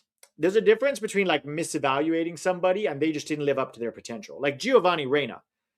You could say, oh, you misevaluated Gio. No. Gio, when he came through, was one of the best prospects we've ever had. Right? In fact, he was even he was like a top 5 prospect in like a top 100 in the world. He was up there with some very top players. But injuries and other issues have led to his downfall. So there's a difference between a player not reaching their potential and misevaluating them. Yeah, Uli Yanez, Sebastian Soto, Matthew Hoppe. We had so many guys that were so promising, and they just never showed.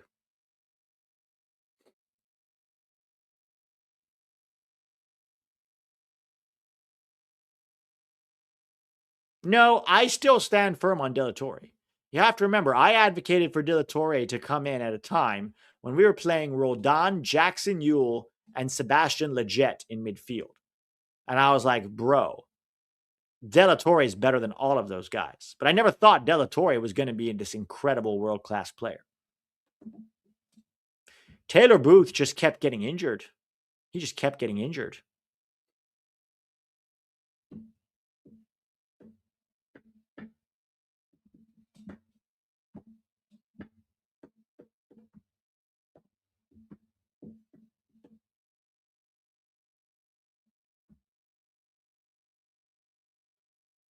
Julian Green, Gedeon Zalalem. Dang. You should have seen Freddie Adu. Don't even get me started on Freddie Adu. I have so much to say about that. Nico Giacchini. Oh my God, that's right. I forgot about him. Nico Giacchini. Nathan Harry. David Ochoa. David Ochoa has actually had a ton of talent. He's just a serious clown. A serious clown with major attitude problems. He's not even a pro anymore. Indiana Vassilev. I was never that high on Vassilev, to be honest. Cole Campbell might be going to Celtic, I heard. Lee Wen. Owen Otasawi. Oh my God. Did you see Owen Otasawi's modeling Instagram post? Where he was like, I'm an alien dog. Nobody can touch me. I know things. It was weird.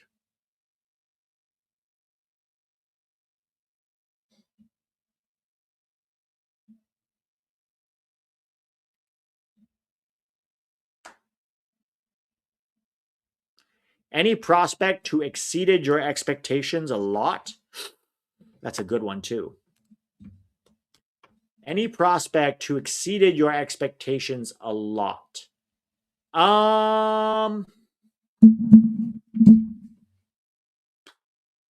exceeded my expectations.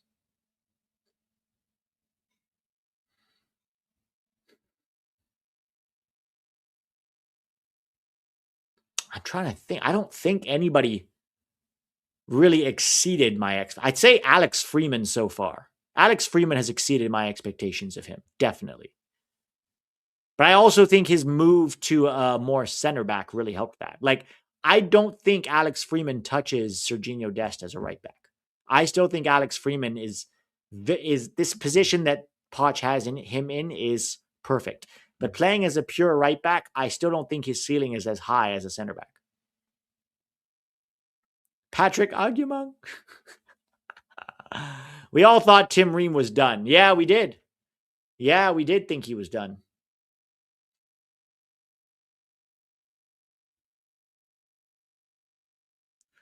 All right. 2 minutes left, and then we're going to penalty shootouts, guys. 2 minutes left.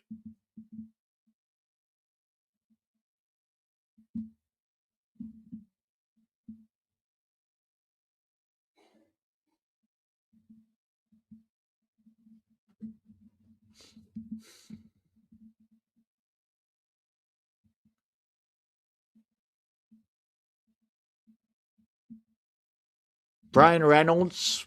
Yeah, Brian Reynolds was a disappointment for sure.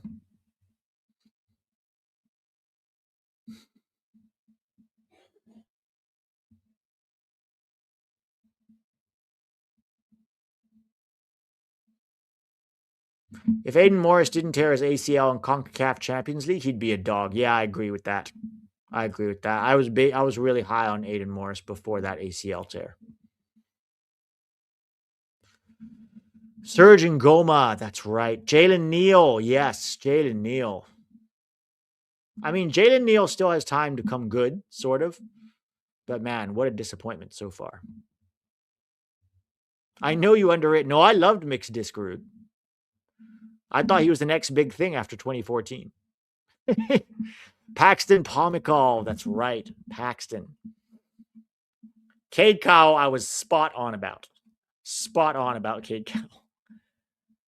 I miss Conrad. I thought he'd be so good. Same with Hoppy Ledesma Soto. Even Alex Mendez, LOL. 21-22 was so hopeful for prospects. Shout out Hoppy Gold Cup.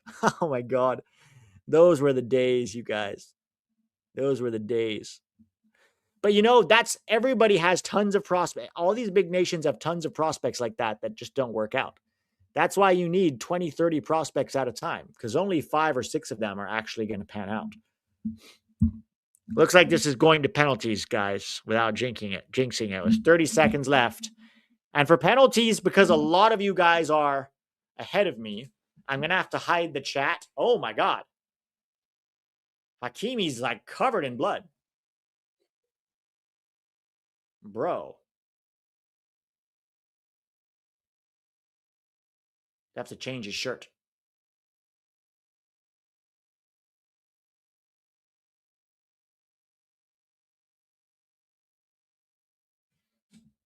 Saibari. Sorry, not Hakimi. What am I saying? It's late, guys. It's late.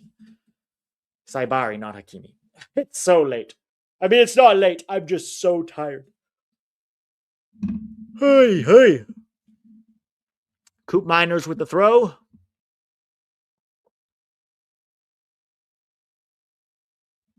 Over the top. He's not going to get to that. Oh, my God. He almost goofed it. Netherlands almost scored in the last minute. Throw in. It's got to be penalties at any point now.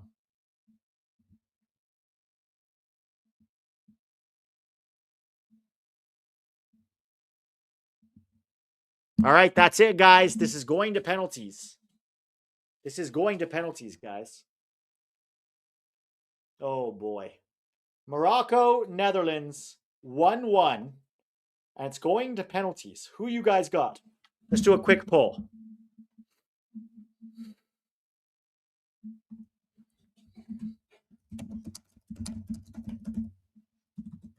So a quick poll here, and you guys tell me who you got. I kind of have Morocco here because the Netherlands look gassed. And when you're physically gassed, you can also be very mentally gassed. All right. Go ahead, guys. Go ahead and vote. Who wins in this one? I've got Morocco in these penalties. I think the Dutch have been just hanging on for dear life, and I think they're knackered.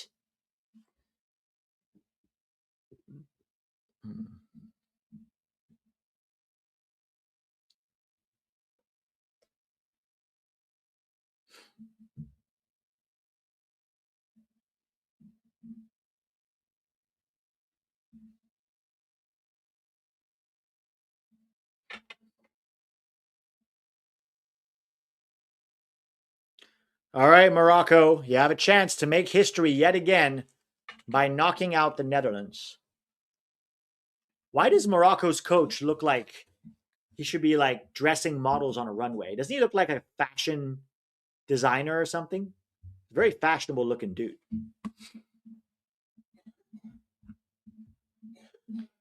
Do you think Slonina will revive his career in Parma? I would be very surprised if he goes to Parma. Like, I know that's the rumor, but I'd be very surprised if he goes there because I don't think he's ready to start in Serie A. I would be very surprised. Very surprised.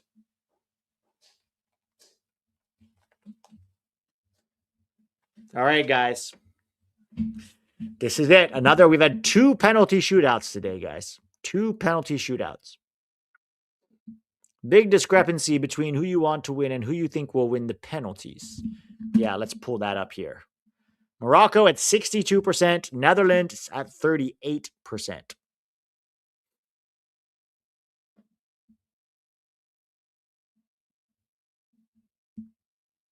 The Orange Crush experience comes through.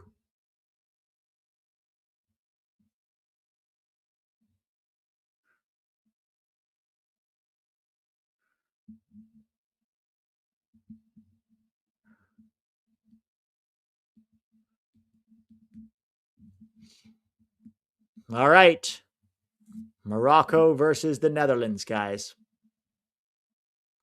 Any chance Bendra Kurmashi plays next cycle? I mean, I hope so. They're paid 5.3 million for him. Hopefully he comes back from this injury, and they were playing him a bit as a wingback. I'm curious to see more what he looks like as a wingback. I think that could be quite interesting. Yeah, everyone's praying.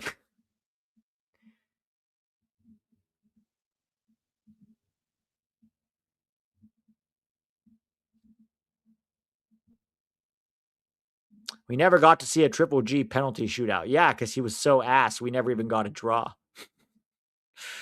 No, I'm kidding. Yeah, we never got to see that. In 5 years, we never had a penalty shootout. That's kind of weird. To be fair, we played what? 1 Gold Cup, 1 Nations League. Those are the knockouts. Nations League, Gold Cup, and then World Cup. Most of it was World Cup qualifying where there's no knockouts. Kramaski will be the backup for Dest. Well, he'll have to push out He'll have to push out Tim Weah first.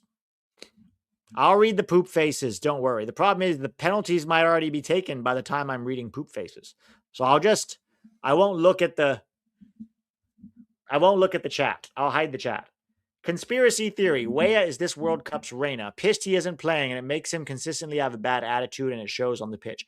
I don't think that's fair. I haven't seen anything to indicate that. I don't know what you're seeing. He has not played well against Turkey for sure, but I don't see anything that makes me think he's got a bad attitude.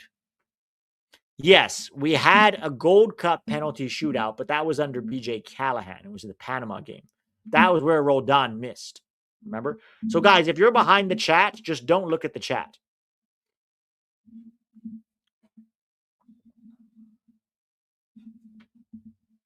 Guys, I think we're overreacting to 1 bad game from Weah. He's had very many good games for us. So I don't think we should overreact to 1 bad performance. It can happen. You can have a bad performance. All right, so the Netherlands take first. I'm hiding the chat for now, guys. All right, who is up first? Oh, I'm going to have to hide the score too. So the Netherlands goes first. Here we go.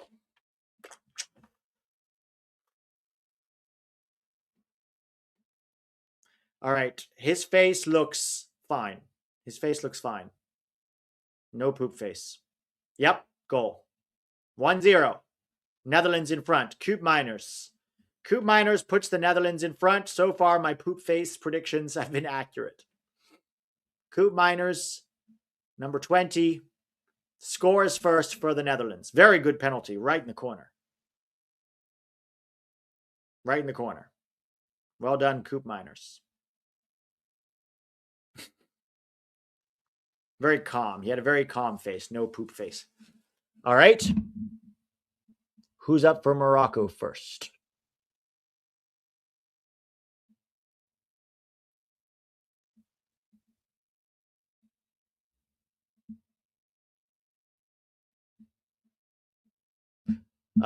Poop face. I call poop face on the Moroccan player. Poop face. He's going to miss. Yep, over the bar. All right. All right, guys. I'm 2 for 2. I'm 2 for 2. It's 1-0 to the Netherlands. 1-0 to the Netherlands. I called the poop face. Let's see how many I can get right out of 10. So far, I'm 2 for 2. I want to try and get at least 5 right. Ooh, just off the post. Top of the crossbar. All right. Netherlands. Second one. I couldn't see his face. Off the post also. I couldn't call a poop face because they didn't show Kluivert's face. I'm still 2 for 2. I didn't call this one, but he hits the post. So Morocco are back in it now. Kluivert. Another post. 2 posts in a row. Oh, that's so unlucky. Both the Morocco and the Netherlands guy hitting the post. All right, so it's still 1-0. If Morocco scores this, it will be 1-1 with each team having taken 2 penalties.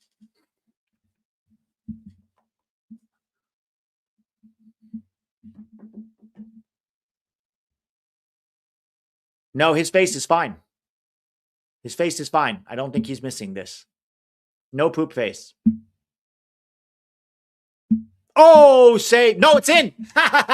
It's in. I'm 3 for 3. I'm 3 for 3. That's not good goalkeeping. He just let that squirm under his body. Oof. Oh, that's terrible keeping. Oh, he didn't even score it. He saved it. It went under his body and he kicked it into his own net. Oh my God, he kicked it into his own net. Oh my God, how did he do that? Oh no. He kicked it into his own net.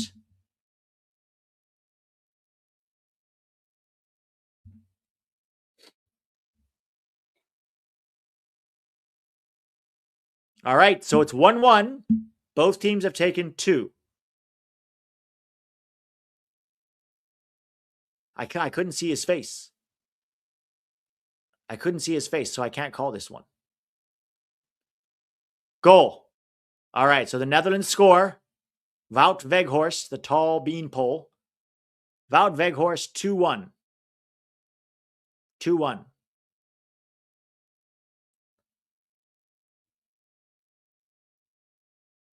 All right, out of the 5 I've called, I've been right on 3.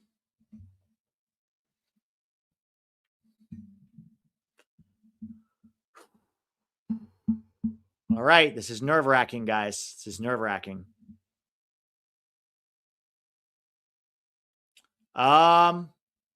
Poop face. I call poop face.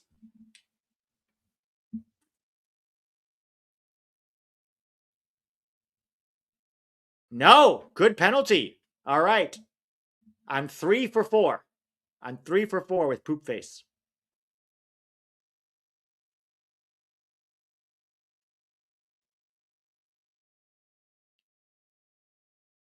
That's a good penalty. Very good penalty.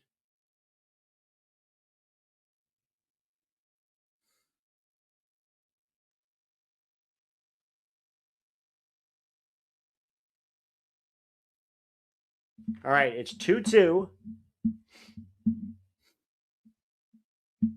Each team has taken 3. Each team has missed 1. There's 2 more each. I think his face is fine. I don't see a poop face. Oh my God, I'm wrong. He dragged it wide. He dragged it wide. I was wrong, but I also didn't really see a poop face. Oh no. Oh no. The Netherlands. Ouch. All right, if Morocco score this, then they take the lead and they have a distinct advantage because there's only 1 left apiece.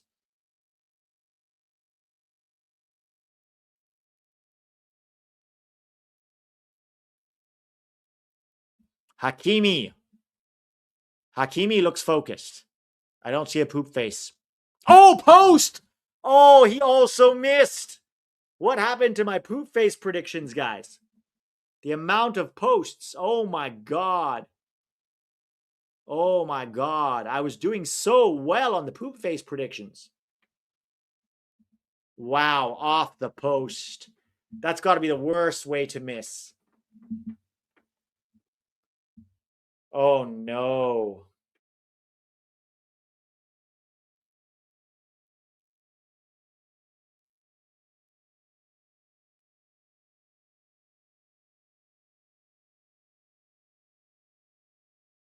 Okay, so it's 2-2. They literally have 1 each. Oh, Somerville. Serencio Somerville's taking it now. Serencio Somerville.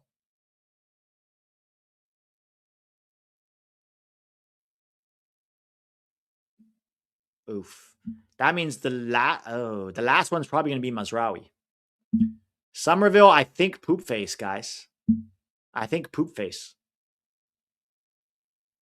Somerville, yeah, poop face. Yep, missed. Straight at the keeper.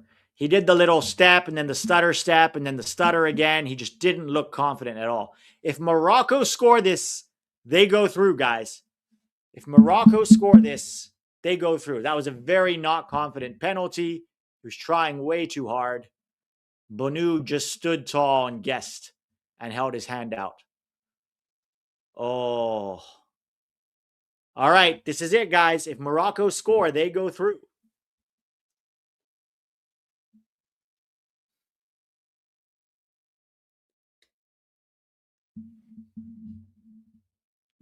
Oh, no, it's not Mazraoui. All right, this is it. Let me see if I can call the poop face. Yeah, I see poop face, guys. I see poop face. Oh, but he scores it. Morocco are through. Morocco are through, guys. Saibari scores the winning penalty. Wow. Wow. Morocco scores the winning penalty. Netherlands go home, and Morocco continue to stamp the idea that they could be a contender on the World Cup.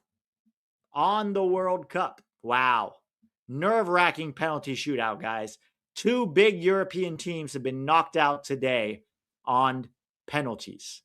Morocco knocks out the Netherlands, and Paraguay knocks out Germany. Wow. The Europeans are struggling in this World Cup, guys. That is rough. 13 out of 16 got out of the group stage. But so far, the 2 European teams that have played are gone. Going home. Whew. All right. Well, thanks for hanging, guys. I know that was a long one. Let's see if I still say send Weah, Aronson, and Miles home. I would send Miles home, but not Weah and Aronson. Pete, you deserve 1,000 likes. Game is going forever. Thank you. I don't know how many likes we have now, but if you haven't hit the like button yet, make sure you do. Have a great rest of your night, guys. I will see you tomorrow morning for Ivory Coast versus Norway. Congratulations to Morocco. My condolences to the Netherlands, who will be going home on the same plane as the Germans. Talk to you tomorrow.